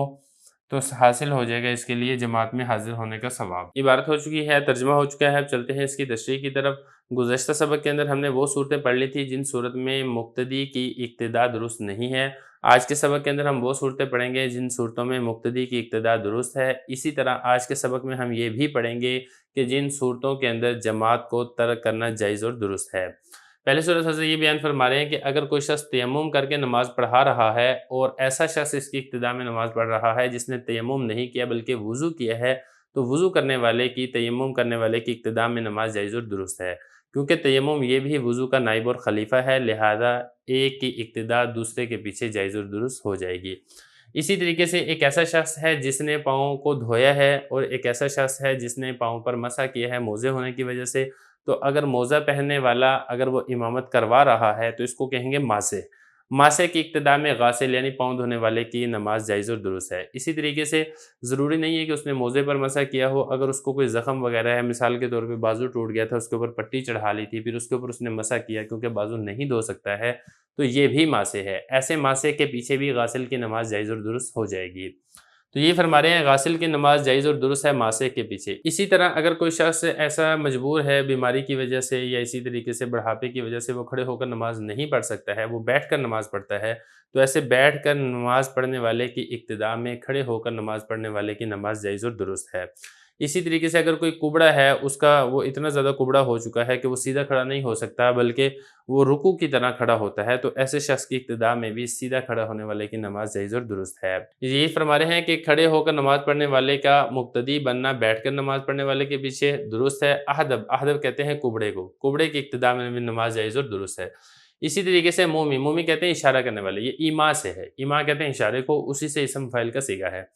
अगर कोई शख्स ऐसा माज़ूर है, वो खड़े होकर नमाज़ नहीं पढ़ सकता, वो बैठकर नमाज़ नहीं पढ़ सकता, वो इशारे के साथ नमाज़ पढ़ता है, तो इशारे के साथ नमाज़ पढ़ने वाले की इक्तिदा में इशारे के साथ नमाज़ पढ़ने वाले की नमाज़ जायज़ और दुरुस्त है। अलबत्ता इशारे के साथ अगर नमाज़ पढ़ाने वाला नमाज़ पढ़ा रहा है और उसके इक्तिदा के अंदर रुकू सजदे पर कादिर शख्स नमाज़ पढ़ता है, तो रुकू सजदे पर कादिर शख्स की नमाज़ इशारे से नमाज़ पढ़ाने वाले की इक्तिदा में दुरुस्त नहीं होगी। इसी तरीके से अगर नफल पढ़ने वाला फ़र्ज़ पढ़ाने वाले की इक्तिदा में नफल पढ़ता है, तो ऐसे शख्स की नमाज़ भी जायज़ और दुरुस्त है, लेकिन इसके लिए ये ज़रूरी है कि वो नफल ऐसे वक़्त हो जिस वक़्त नफल पढ़ने की इजाज़त हो। मिसाल के तौर पे फ़जर की नमाज़ के बाद नफल की इजाज़त नहीं है, इस वक़्त ये इक्तिदा नहीं कर सकता है। ज़ोहर की नमाज़ के बाद नफल की इजाज़त है, लिहाजा इस वक़्त इक्तिदा कर सकता है। इसी तरीके से असर की नमाज़ के बाद नफल की इजाज़त नहीं है, तो इस वक़्त इक्तिदा नहीं कर सकता है। मगरिब की नमाज़ के बाद नफल की इजाज़त तो है, लेकिन मगरिब की नमाज़ पढ़ाने वाला 3 रकत नमाज़ पढ़ाएगा, तो 3 रकत तो नफल नहीं होते हैं, लिहाजा मगरिब की नमाज़ में भी इक्तिदा नहीं हो सकती है। इशा की नमाज़ में अलबत्ता इक्तिदा हो सकती है। तो खुलासा ये है कि ज़ोहर की नमाज़ और इशा की नमाज़ में अगर जमात के साथ कोई शख्स नमाज़ पढ़ा रहा है, उसकी इक्तिदा में कोई शख्स नफल की नीयत बाँध लेता है, तो ऐसे शख्स की नमाज़ जायज़ और दुरुस्त हो जाएगी। وَإِن ظَهَرَ بُطْلَانُ صَلَاةِ امام، اگلا مسئلہ یہ ہے کہ امام کی نماز باطل ہو گئی، مطلب امام نماز پڑھ رہا تھا، نماز پڑھتے پڑھتے ہی اس کی ہوا خارج ہو گئی، تو امام اب نماز کو لٹائے گا، اور امام کی نماز باطل ہونے سے جو امام کی ابتدا میں نماز پڑھ رہے ہیں مقتدی، ان کی نماز بھی باطل ہو جائے گی۔ اب مسئلہ یہ ہے کہ اگر تو فوراً ہی پتہ چل جائے نماز کے باطل ہونے کا، تو پھر تو وہ فوراً اطلاع دے دے باقی نمازیوں کو کہ بھی آپ اپنی نماز لوٹا لیں، نماز یہ ٹوٹ گئی تھی۔ اور اگر بالفرض اس وقت پتہ نہ چلے، بعد میں پتہ چلے، مثال کے طور پہ امام نے نماز پڑھائی اور امام کے کپڑے ناپاک تھے، اس وقت پتہ نہیں چلا، جب نماز سے فارغ ہو گئے 2 گھنٹے بعد پتہ چلا کہ میرے کپڑے تو ناپاک تھے، اب امام کے ذمہ لازم یہ ہے کہ وہ جو اس کے مقتدی جنہوں نے اس کی ابتدا میں نماز پڑھی تھی، جتنا ممکن ہو، اگر مقتدیوں کو معلوم ہے کہ میری ابتدا میں کس کس نے نماز پڑھی ہے، تو ان کو فرداً خبر دے کہ بھائی نماز نہیں ہوئی، نماز اپنی لوٹا لو۔ اور اگر ان کو اطلاع دینا ممکن نہ ہو، مطلب یہ کہ پتہ نہ چلے کس نمازی نے نماز پڑھی ہے، تو اعلان کر دیا جائے کہ فلاں جو نماز ہے وہ درست نہیں ہوئی، جن جن لوگوں نے فلاں مسجد میں فلاں امام کی ابتدا میں فلاں نماز پڑھی ہے، وہ اپنی نمازوں کو لوٹا لیں۔ تو یہ بتا رہے ہیں کہ اگر ظاہر ہو جائے امام کی نماز کا باطل ہونا اعادہ، تو امام اپنی نماز لوٹائے گا، اور امام پر لازم ہے کہ وہ قوم میں اعلان کر دے۔ کس چیز کا اعلان کر دے؟ بِإِعَادَةِ صَلَاتِهِمْ، اپنی نمازوں کو لوٹانے کا، بالقدر الممکن، جتنا ممکن ہو اتنی مقدار میں اعلان کرنا یہ ضروری ہے، فی المختاری، مذہب مختار کے مطابق۔ یہاں تک وہ والی بات مکمل ہو چکی ہے کہ کس کی ابتدا میں کس کی نماز جائز و درست ہے۔ اب اس کے بعد ان اعذار کو ذکر کیا جا رہا ہے کہ جس عذر کی وجہ سے انسان باجماعت نماز کو ترک کر سکتا ہے۔ تو یہ حضرت فرما رہے ہیں کہ جماعت میں یعنی باجماعت نماز میں حاضر ہونا یہ ساقط ہو جاتا ہے بواحدن، کسی ایک عذر کے ساتھ، من 18 اشیاء، ان 18 عذر میں سے کوئی ایک عذر اگر پایا جائے تو آپ باجماعت نماز کو ترک کر سکتے ہیں۔ نمبر 1، مطر، ایسی بارش ہے کہ جانا ممکن ہی نہیں ہے، گلیوں میں پانی کھڑا ہے اور کپڑے سارے بھیگ جائیں گے، تو ایسی صورت میں جماعت کے ساتھ نماز آپ ترک کر سکتے ہیں۔ اسی طریقے سے اگر سخت سردی ہے کہ اگر باہر نکلیں گے تو بیمار ہونے کا خدشہ ہے، تو ایسی صورت میں بھی آپ جماعت کے ساتھ نماز ترک کر سکتے ہیں۔ یا اسی طریقے سے خوف ہے، اب خوف کس چیز کا ہے؟ خوف ایسا بھی ہو سکتا ہے کہ باہر کوئی قاتل پھر رہا ہو، جو نکلے گا اس کو قتل کر دے گا، یا کوئی جانور، کوئی درندہ ہے، کوئی موذی، اس قسم کی چیزیں ہیں کہ باہر نکلنے میں جان کا خدشہ ہے، تو ایسی صورت میں بھی آپ باجماعت نماز کو ترک کر سکتے ہیں۔ یا اسی طریقے سے ظلمت، اندھیرا ہو، سخت اندھیرا ہے، ایسا اندھیرا ہے کہ مسجد کی طرف جانے کا راستہ بہت مشکل ہے کہ مسجد کی طرف انسان جا سکے، اور پاس کوئی روشنی بھی نہیں ہے، موبائل کی لائٹ بھی نہیں ہے، تو ایسی صورت میں بھی آپ باجماعت نماز کو ترک کر سکتے ہیں۔ اسی طرح حبس کا مطلب روک دیا گیا ہو، کرفیو لگا ہوا ہے، گورنمنٹ نے اعلان کر دیا کہ جو بھی باہر نکلے گا اس کو یا تو قید کر دیا جائے گا، یا اس کو جیل میں ڈال دیا جائے گا، اس کو قتل کر دیا جائے گا۔ تو اب یہ دیکھیں گورنمنٹ کی طرف سے اگر رکاوٹ آ گئی ہے تو پھر اس صورت کے اندر بھی جماعت کو نماز کو ترک کیا جا سکتا ہے۔ یہ حبس جو ہے نا، یہ عربی والا حبس ہے، یہ اردو والا حبس نہیں ہے جو ہم کہتے ہیں نا اردو میں آج تو بڑا حبس ہے، یعنی گرمی جو ہوتی ہے، یہ وہ والے حبس نہیں ہے۔ اسی طریقے سے عام اندھا ہے، وہ مسجد کے راستے پہ چل کے نہیں جا سکتا اور اس کو کوئی لے جانے والا بھی نہیں ہے، تو ایسا شخص بھی باجماعت نماز کو ترک کر سکتا ہے۔ 7واں عذر دیکھیں، فلج، اگر فالج ہے تو فالج آدمی تو ہل ہی نہیں سکتا، تو ایسا شخص بھی جماعت کی نماز ترک کر سکتا ہے۔ یا اسی طریقے سے ہاتھ کٹے ہوئے ہیں یا پاؤں کٹے ہوئے ہیں، تو ایسا شخص بھی معذور ہے، یہ بھی جماعت کی نماز ترک کر سکتا ہے۔ سقام، بیماری ہے، سخت بیمار ہے، 103 بخار ہے اس کو، یا کوئی اور ٹائیفائڈ ہوا ہے، ایسا کوئی مسئلہ، ایسی کوئی بیماری ہے، سخت بیماری کی وجہ سے بھی اگر جماعت کی نماز ترک کرتا ہے تو یہ جائز اور درست ہے۔ یا اسی طریقے سے اقعاد کا مطلب ہوتا ہے بٹھانا، مطلب یہ کہ ایسی بیماری ہے جس کی وجہ سے وہ بیٹھے رہنے پر مجبور ہے، وہ اٹھ کر چل پھر نہیں سکتا، گنٹھیا کا اس کو مرض ہے، یا اس کے گھٹنے میں کوئی سخت تکلیف ہے، کچھ اس قسم کا مرض ہے، ٹانگ میں درد ہو رہی ہے کہ وہ چل نہیں سکتا، تو ایسا شخص بھی جماعت کی نماز ترک کر سکتا ہے۔ یا اسی طریقے سے کیچڑ ہے، بارش ہوئی تھی، کچے راستے تھے تو سخت کیچڑ ہو گیا، وہ وہاں پہ چل کر جانا مشکل ہے، اگر جاتا ہے تو کپڑے خراب ہوتے ہیں، پھسل کر نقصان پہنچنے کا خدشہ ہے، تو ایسی صورت میں بھی جماعت کی نماز ترک کی جا سکتی ہے۔ آگے دیکھیں زمانہ کہتے ہیں اپاہج ہونے کو، لنجا ہے، ایسا اپاہج ہے کہ چل کر نہیں جا سکتا ہے، تو ایسا شخص بھی جماعت کی نماز ترک کر سکتا ہے۔ شیخوخت، بہت زیادہ بوڑھا ہو گیا ہے، اتنا بوڑھا ہو گیا ہے کہ اس کے لیے چلنا بہت زیادہ دشوار اور مشکل ہے، تو ایسا شخص بھی جماعت کی نماز ترک کر سکتا ہے۔ نمبر 14، تکرار فقہی مسائل، علم دین پڑھا رہا ہے، اگر جماعت کے اندر شرکت کرتا ہے تو پھر یہ جو فقہ کا تکرار ہے اس کے فوت ہو جانے کا خدشہ ہے، تو ایسا شخص بھی فقہ میں مشغول رہ سکتا ہے اور جماعت کی نماز ترک کر سکتا ہے، لیکن اس کو عادت نہیں بنانا چاہیے، کبھی کبھار ایسا موقع ہے تو انسان جماعت کی نماز ترک کر سکتا ہے۔ تو یہ فرما رہے ہیں فقہ کا تکرار، فقہی مسائل کا تکرار، اس کو بار بار دہرانا، اگر جماعت کے ساتھ نماز پڑھے گا تفوت ہو تو جماعت کی نماز اس کو فوت کر دے گی۔ تفوتو میں ہیا ضمیر ہے جو جماعت کا فاعل ہے، اور ہو ضمیر ہے جو لوٹ رہی ہے تکرار فقہ کی طرف۔ وہ حضور طعام تذوقہ نفسہ، اور اسی طریقے سے اگر اس کے سامنے کھانا حاضر ہو جائے جس کی اس کے نفس کو امید تھی، سخت بھوک لگی تھی، کھانا پک رہا تھا، اب کھانا آ گیا سامنے، اب اگر کھانا کھاتا ہے تو جماعت کی نماز جاتی ہے، اگر جماعت کے ساتھ نماز پڑھتا ہے تو دل کی توجہ اسی کھانے کی طرف لگی رہے گی، تو شریعت یہ کہتی ہے کہ آپ کھانا کھا لو، کھانا کھانے کے بعد پھر آپ تسلی سے نماز پڑھیں۔ یہ اس سے بہتر ہے کہ آپ کے کھانے میں آپ کا دھیان نماز کی طرف رہے، بجائے اس کے کہ آپ نماز پڑھیں اور آپ کا دھیان کھانے کی طرف رہے۔ یا اسی طریقے سے ارادت سفر، سفر کا ارادہ ہے، ایک آدمی نے سفر پر جانا ہے، اس کے لیے اپنی تیاری وغیرہ کر رہا ہے، اور اگر نماز کے جماعت کے ساتھ نماز پڑھتا ہے تو سفر کی تیاری کے اندر خلل آ سکتا ہے۔ مثال کے طور پہ اس کی ٹرین کا ٹکٹ ہے، یا اس کی جہاز کا ٹکٹ ہے، یا اس کی بس کا ٹکٹ ہے، وہ لیٹ ہو سکتی ہے، یا کسی اور ساتھیوں کے ساتھ مل کر جانا ہے، وہ ساتھی اس کو چھوڑ کر جا سکتے ہیں، تو ایسی صورت کے اندر بھی جماعت کی نماز ترک کر سکتا ہے۔ یا اسی طریقے سے قیامہ بھی مریض کے پاس کھڑا ہے، مریض ہے، وہ بیچارہ، اس کو ضرورت ہے تیمارداری کی، اس کی تیمارداری کر رہا ہے، اگر مریض کو چھوڑ کر جاتا ہے تو مریض کو نقصان ہو سکتا ہے، یا اسی طریقے سے مریض کو چھوڑ کر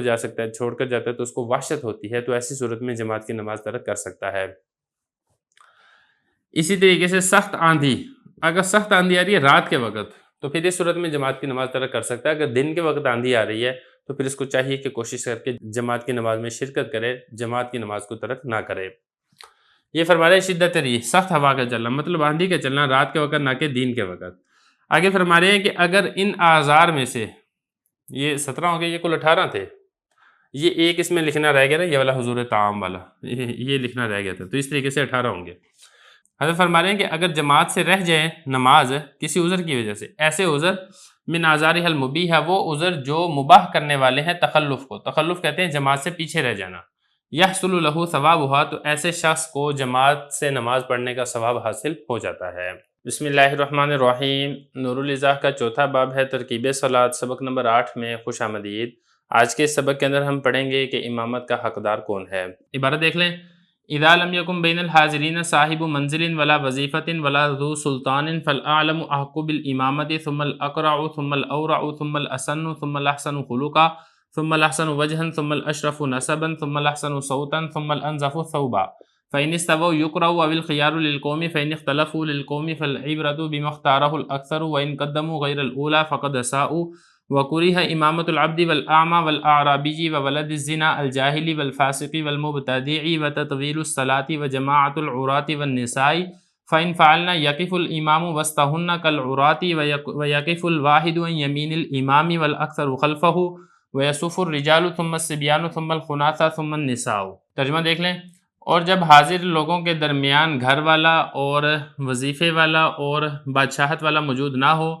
تو زیادہ حقدار امامت کا سب سے زیادہ علم والا ہے، پھر سب سے اچھی قرت والا ہے، پھر سب سے زیادہ پرہیزگار، پھر سب سے زیادہ عمر والا، پھر اخلاق میں سب سے اچھا، پھر شکل و صورت میں سب سے خوبصورت، پھر نسب کے اندر سب سے اونچے نسب والا، پھر آواز کے اندر سب سے خوبصورت آواز والا، پھر کپڑوں کے اندر سب سے صاف کپڑے والا۔ اگر سب لوگ برابر ہوں تو قرعہ اندازی کی جائے گی یا پھر اختیار ہوگا قوم کو۔ اگر قوم کے اندر اختلاف واقع ہو جائے تو اعتبار اس کا ہے جس کو اکثر لوگ اختیار کریں، اور اگر انہوں نے مقدم کر دیا اولا سے غیر کو تو انہوں نے برا کیا۔ اور مکروہ ہے غلام کی امامت، اندھے کی امامت، اعرابی کی امامت، ولد زنا کی امامت جبکہ یہ لوگ جاہل ہوں، فاسق کی امامت، بدعتی کی امامت، اور نماز کو لمبا کرنا مکروہ ہے، اور ننگے لوگوں کی جماعت مکروہ ہے، اور عورتوں کی جماعت مکروہ ہے۔ اگر جماعت سے نماز پڑھیں تو امام ان کے درمیان میں کھڑا ہوگا، جیسا کہ ننگے لوگ نماز پڑھیں تو کھڑا ہوتا ہے، اور ایک آدمی کھڑا ہوگا امام کے دائیں جانب، اور اکثر آدمی کھڑے ہوں گے امام کے پیچھے، صف بنائیں گے مردوں کی، پھر بچوں کی، پھر ہجڑوں کی، پھر عورتوں کی۔ عبارت ہو چکی ہے، ترجمہ ہو چکا ہے، اب چلتے ہیں اس کی تشریح کی طرف۔ آج کے سبق کے اندر امامت کا حقدار کون ہے، اسی سے متعلقہ بحث کی جائے گی۔ ایک تو بات آپ یہ ذہن نشین کر لیں کہ امامت کے اندر افضل اور مفضول کا خیال رکھا جاتا ہے، یعنی جو جتنا زیادہ فضیلت رکھتا ہو وہ اتنا ہی زیادہ امامت کا حقدار ہوتا ہے بنسبت اس کے جو فضیلت نہیں رکھتا ہے یا پھر فضیلت کم درجے کی رکھتا ہے۔ تو فضیلت کے اعتبار سے علماء کرام نے کل 9 درجے لکھے ہیں، ان 9 درجوں کے اعتبار سے ہی لوگ امامت کے حقدار ہوں گے۔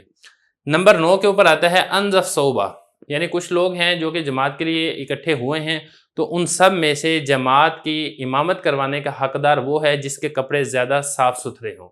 اگر میلے کچالے کپڑے ہیں تو میلے کچالے کپڑے والے کو آگے نہیں کیا جائے گا، بلکہ جو صاف ستھرے کپڑے ہیں یہ حقدار ہوگا کہ اس کو امام بنایا جائے۔ لیکن صاف ستھرے کپڑے والوں سے بھی زیادہ حقدار کون ہے؟ الاحسن صوتا، جس کی آواز اچھی ہے۔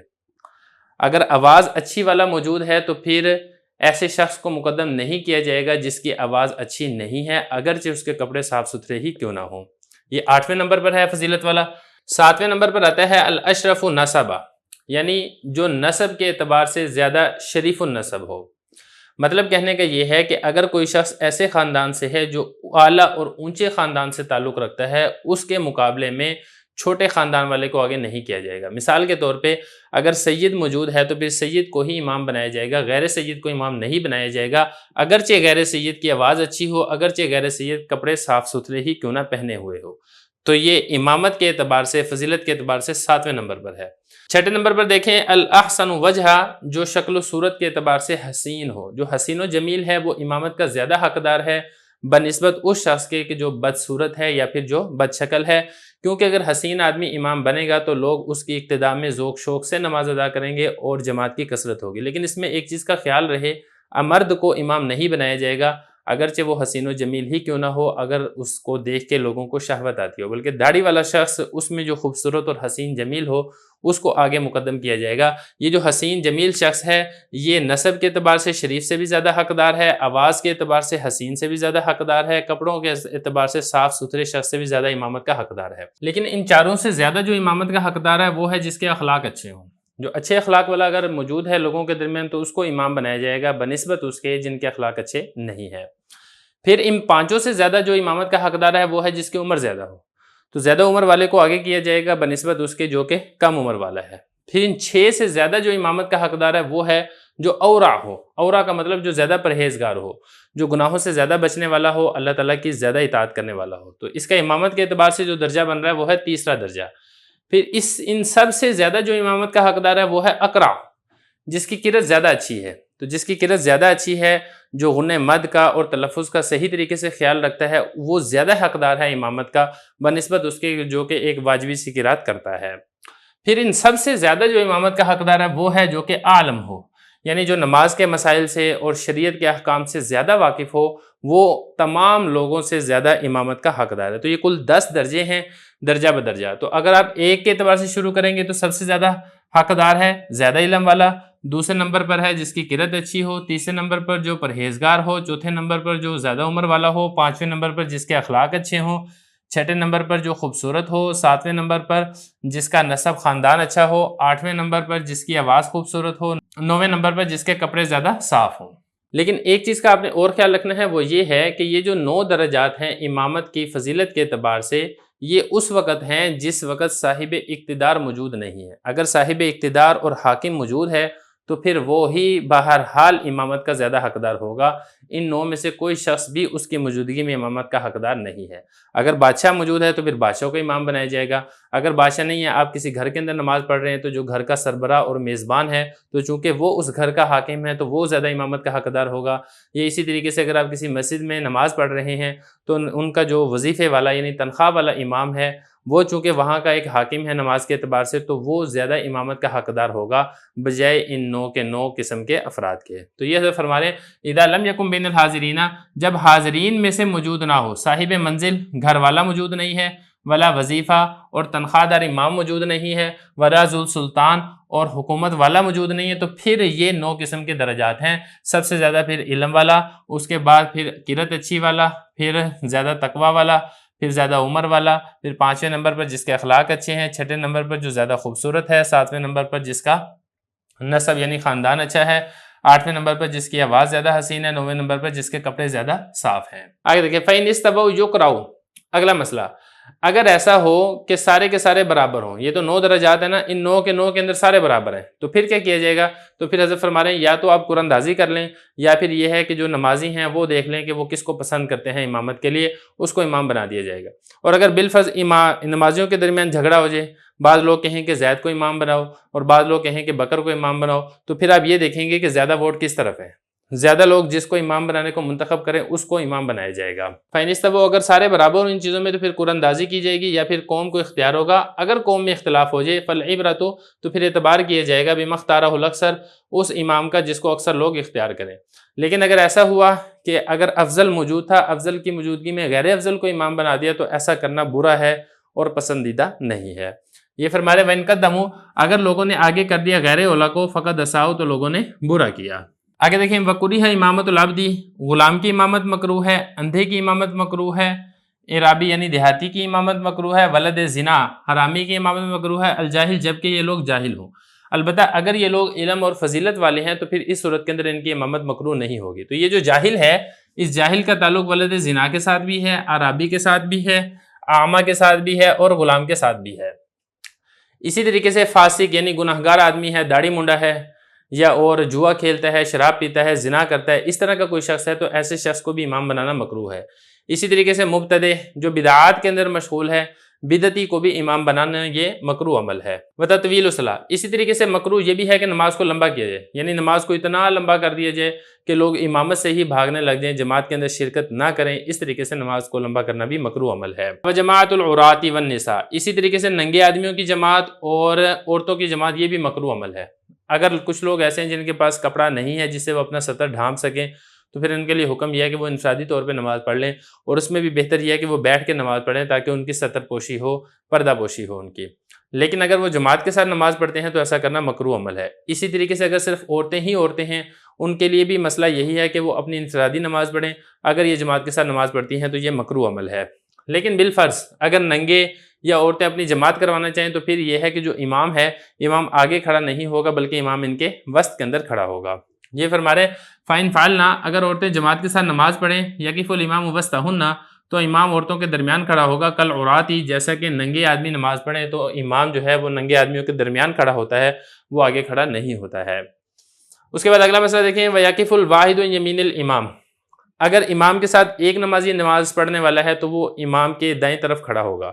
اور تھوڑا سا پیچھے ہوگا۔ مطلب آپ یہ سمجھے کہ جہاں سے امام کی ایڑی ہے، امام کی ایڑی سے اگر لائن کھینچی جائے تو وہاں سے جو مقتدی ہے اس کے پاؤں کی انگلیاں ہیں، تو صرف اس طریقے سے ساتھ کھڑا ہوگا۔ اور اگر جماعت کے ساتھ نماز پڑھنے والے دو یا دو سے زیادہ ہیں تو پھر وہ امام کے پیچھے صف بنائیں گے۔ یہ فرما رہے ہیں یقف الواحد، ایک آدمی امام کے دائیں جانب کھڑا ہوگا، اور اکثر ہیں یعنی دو یا دو سے زیادہ ہیں تو وہ امام کے پیچھے کھڑے ہوں گے۔ اور صفوں کی ترتیب کیا ہے؟ صفوں کی ترتیب یہ ہے کہ امام کے پیچھے پہلے بالغ مردوں کی صف ہوگی، اس کے بعد پھر بچوں کی صف ہوگی، پھر اس کے بعد پھر خناسہ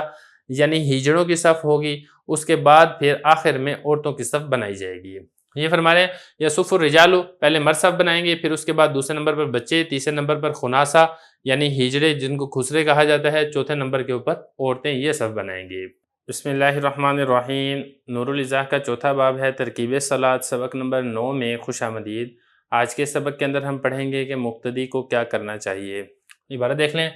فصل فیما یفعلہ المقتدی بعد فراغ امامہ من واجب وغیرہ، لو سلم الامام قبل فراغ المقتدی من التشہد یتمہ ولو رفع الامام رأسہ قبل تسبیح المقتدی ثلاثا فی الرکوع و السجود یتابعہ ولو زاد الامام سجدة وقام بعد القعود الاخیر ساہیا لا يتبعه المؤتم وإن قیدها سلم وحده وإن قام الامام قبل القعود الاخیر ساہیا انتظره الماموم فإن سلم المقتدی قبل ان يقید امامه الزائدة بسجدة فسد فرضه وکرہ سلام المقتدی بعد تشہد الامام قبل سلامہ۔ ترجمہ دیکھ لیں،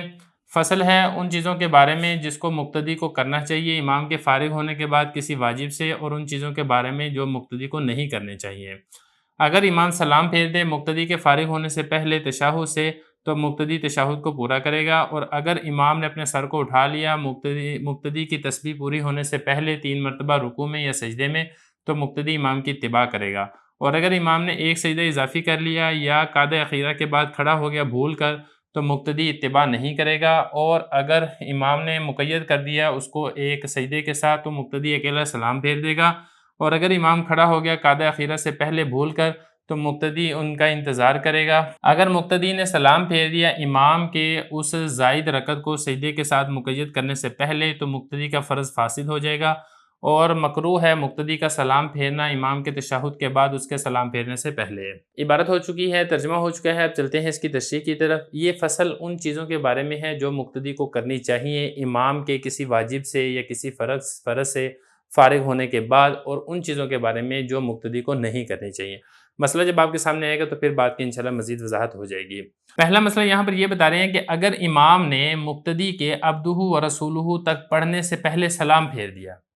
یہاں تک جو ہے نا عبدہ و رسولہ، اس کو کہا جاتا ہے تشہد۔ اس کے بعد جو آگے درود شریف ہے یا آگے دعائیں ہیں وہ تشہد کا حصہ نہیں ہے، وہ سنت عمل ہے، وہ اس سے الگ ہے۔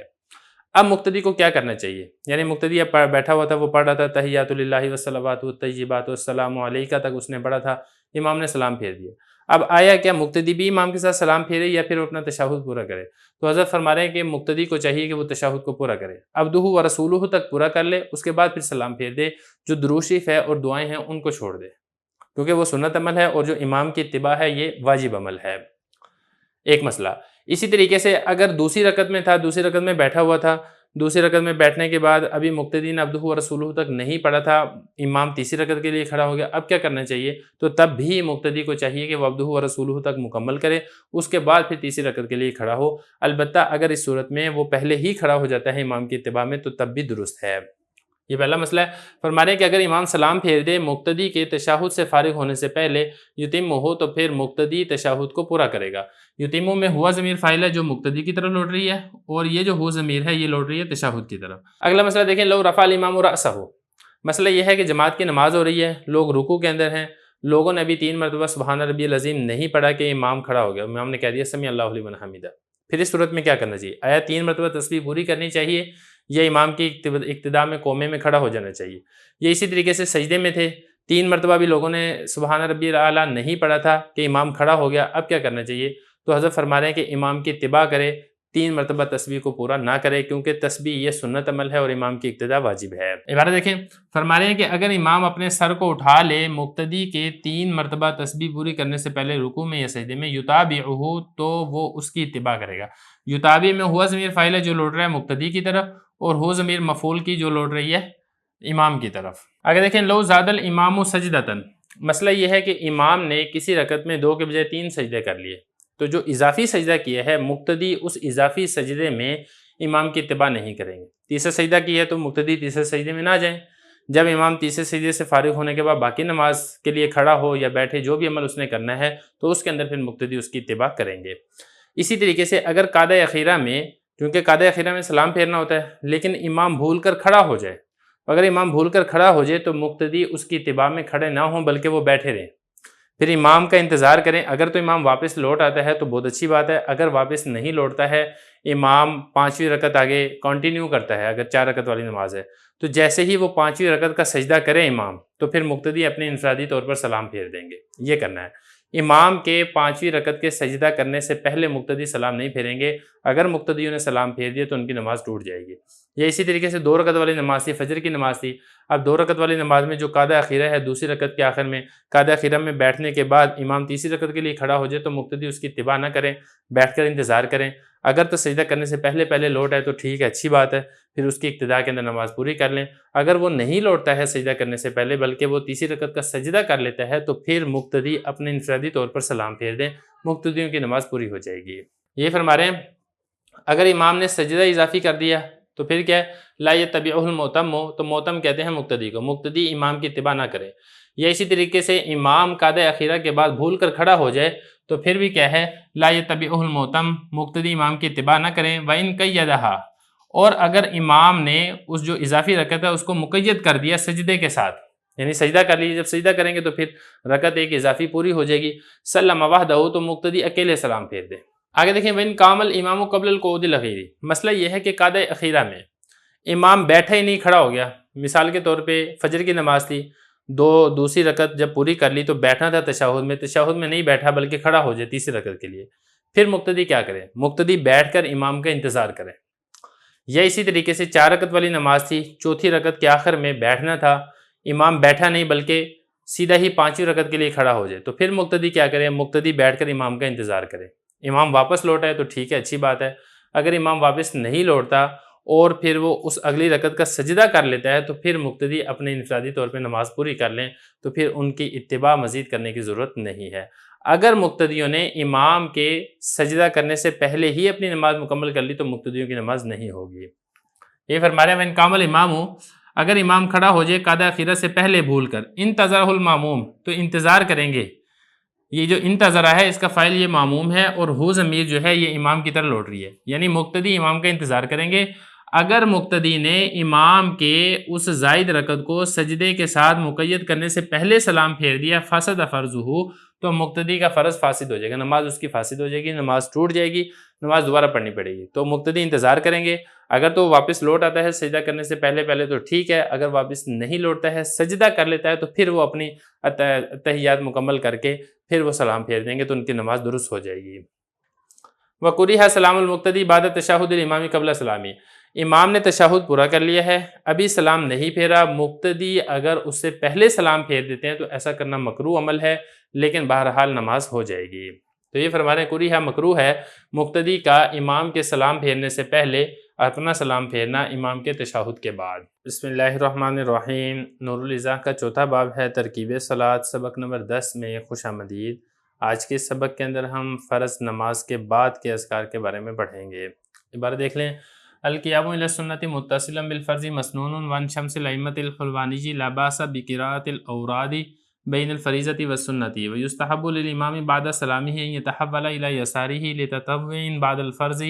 وان یستقبل بعدہ الناس ویستغفرون اللہ ویقرؤون آیۃ الکرسی والمعوذات ویسبحون اللہ ثلاثا وثلاثین ویحمدونہ کذالک ویکبرونہ کذالک ثم یقولون لا الہ الا اللہ وحدہ لا شریک لہ لہ الملک ولہ الحمد وہو علی کل شیء قدیر ثم یدعون لانفسہم وللمسلمین رافعی ایدیہم ثم یمسحون بہا وجوہہم فی آخرہ۔ ترجمہ دیکھ لیں، فرض نماز کے متصل بعض سنتوں کے لیے کھڑا ہونا یہ سنت عمل ہے اور شمس الائمہ حلوانی سے منقول ہے کہ کوئی حرج نہیں ہے اوراد پڑھنے میں فرض نماز اور سنتوں کے درمیان، اور امام کے لیے مستحب ہے سلام پھیرنے کے بعد یہ کہ وہ اپنے بائیں جانب پھر جائے نفل نماز کے لیے فرض نمازوں کے بعد، اور یہ کہ وہ فرض نماز کے بعد متوجہ ہو جائے لوگوں کی طرف، اور لوگ اللہ تعالیٰ سے مغفرت طلب کریں گے اور آیت الکرسی پڑھیں گے اور معوذات پڑھیں گے اور اللہ تعالیٰ کی تسبیح کریں گے 33 مرتبہ اور حمد کریں گے اسی طریقے سے 33 مرتبہ اور اللہ اکبر پڑھیں گے اسی طرح، پھر یہ پڑھیں گے لا الہ الا اللہ وحدہ لا شریک لہ لہ الملک ولہ الحمد وہو علی کل شیء قدیر، پھر اپنے لیے دعا مانگیں گے، مسلمانوں کے لیے دعا مانگیں گے، اپنے ہاتھوں کو اٹھانے والے ہوں گے، پھر اپنے چہرے پر اپنے ہاتھوں کو پھیر لیں گے اس کے آخر میں۔ عبارت ہو چکی ہے، ترجمہ ہو چکا ہے، اب چلتے ہیں اس کی تشریح کی طرف۔ دیکھیں جن نمازوں کے بعد سنتیں نہیں ہیں، مثال کے طور پہ فجر کی نماز ہے، عصر کی نماز ہے، ان کے متصل بعد الباقیات الصالحات پڑھنا چاہیے۔ باقیات الصالحات کس کو کہتے ہیں؟ 33 مرتبہ سبحان اللہ، 33 مرتبہ الحمدللہ، 34 مرتبہ اللہ اکبر، ان کو پڑھنا چاہیے۔ اس کے بعد پھر دعا مانگنی چاہیے، اور یہ جو دعا ہے یہ سرن مانگنی چاہیے، ہر آدمی اپنی مراد اللہ تعالیٰ سے مانگے، اور اجتماعی دعا بھی مانگ سکتے ہیں لیکن اس کا التزام نہیں ہونا چاہیے۔ امام اگر اجتماعی دعا منگواتا ہے تو پھر اس میں یہ ہے کہ اس کے اندر سہولت ہو، ایک تو یہ کہ ہر مرتبہ ہر نماز کے بعد اجتماعی دعا نہ ہو، کسی نماز کے بعد ہو جائے اور کسی نماز کے بعد دعا نہ ہو۔ اسی طریقے سے جو مقتدی ہیں وہ بھی پابند نہ ہو، کبھی وہ امام کے ساتھ دعا کے اندر شامل ہو جائیں، کبھی وہ امام کے ساتھ دعا کے اندر شامل نہ ہوں، اور کبھی ایسا بھی ہو کہ اگر ان کی دعا جاری ہے، امام اپنی دعا مکمل کر چکا ہے تو اس کے بعد بھی مقتدی دعا مانگتے رہیں۔ البتہ جن نمازوں کے بعد سنتیں ہیں، مثال کے طور پہ ظہر کی نماز ہے، یہ اسی طریقے سے مغرب کی نماز ہے، عشاء کی نماز ہے، ان نمازوں کے بعد کیا کرنا چاہیے؟ تو ان نمازوں کے بعد حضرت فرما رہے ہیں کہ متصل بعد جو اوراد ہیں ان کو نہیں پڑھنا چاہیے، بلکہ سنتوں کے لیے کھڑا ہو جانا یہ سنت عمل ہے۔ یہ حضرت فرما رہے ہیں کہ سنتوں کے لیے کھڑا ہو جانا فرض نماز کے متصل بعد یہ سنت عمل ہے۔ البتہ شمس الائمہ حلوانی رحمہ اللہ تعالیٰ سے یہ بھی منقول ہے کہ جن نمازوں کے بعد سنتیں ہیں، جیسا کہ ظہر کی نماز ہے، مغرب کی نماز ہے، عشاء کی نماز ہے، فرض نماز اور سنتوں کے درمیان بھی اوراد پڑھے جا سکتے ہیں، اس کے اندر کوئی حرج نہیں ہے۔ یہ فرما رہے ہیں امام شمس الائمہ حلوانی سے یہ والی بات بھی منقول ہے کہ کوئی حرج نہیں ہے اوراد پڑھنے میں بین الفریضۃ والسنۃ، فرض نمازوں اور سنتوں کے درمیان۔ آگے دیکھیں ویستحب للامام بعد سلامہ،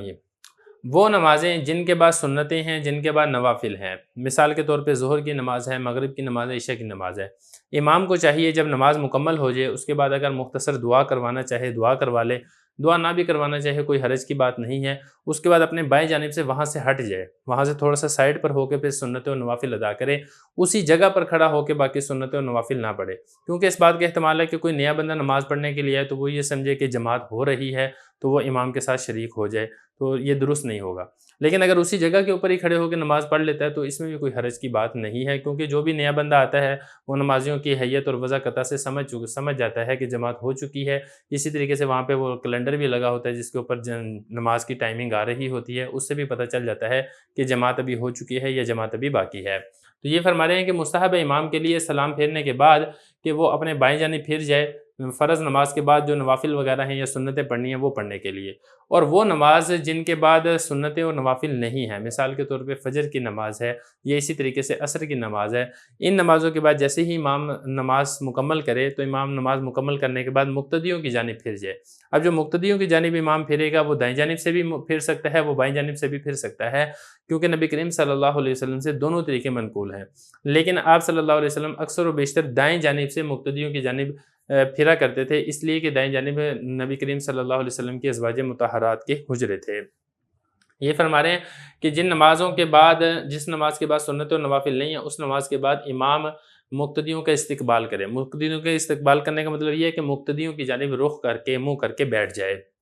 اب مقتدی کیا کریں گے؟ مقتدی پھر مختلف قرات اور اذکار وغیرہ کریں گے، جیسا کہ ایک کتاب ملتی ہے حصن حسین، اس کے اندر بڑی تفصیل کے ساتھ وہ تمام اذکار اور اوراد وغیرہ ذکر کیے گئے ہیں جن کو نمازوں کے بعد پڑھنا چاہیے۔ کچھ حضرت یہاں پر بھی لکھے ہیں، ان کو دیکھ لیں۔ ایک تو یہ ہے کہ مقتدی استغفار کریں گے، دوسری یہ ہے کہ آیت الکرسی پڑھیں گے۔ اسی طریقے سے جو مقتدی ہیں وہ معوذات صورتیں بھی پڑھیں گے۔ معوذات ان صورتوں کو کہا جاتا ہے جن کے شروع میں اعوذ آتا ہے، جیسے قل اعوذ برب الفلق، قل اعوذ برب الناس۔ اسی طریقے سے اللہ کی تسبیح بیان کریں گے 33 مرتبہ، اللہ کی حمد بیان کریں گے 33 مرتبہ، سبحان اللہ 33 مرتبہ پڑھیں گے، 33 مرتبہ الحمدللہ پڑھیں گے، اور تکبیر بھی اسی طریقے سے 33 مرتبہ پڑھیں گے۔ ایک قول کے مطابق 34 مرتبہ تکبیر پڑھیں گے۔ پھر آخر میں یہ پڑھیں گے لا الہ الا اللہ وحدہ لا شریک لہ لہ الملک ولہ الحمد وہو علی کل شیء قدیر۔ یہ اوراد و اذکار پورے ہو گئے۔ اس کے بعد پھر جو مقتدی ہیں اور اسی طریقے سے امام ہے وہ دعا مانگیں گے۔ دعا مانگنے کے اندر طریقہ کار یہ ہے کہ انسان سب سے پہلے اپنی ذات کے لیے دعا مانگے، جو اس کو اللہ تعالیٰ سے چیزیں چاہیے وہ دعا مانگے، جن چیزوں کی پناہ چاہیے وہ پناہ مانگے۔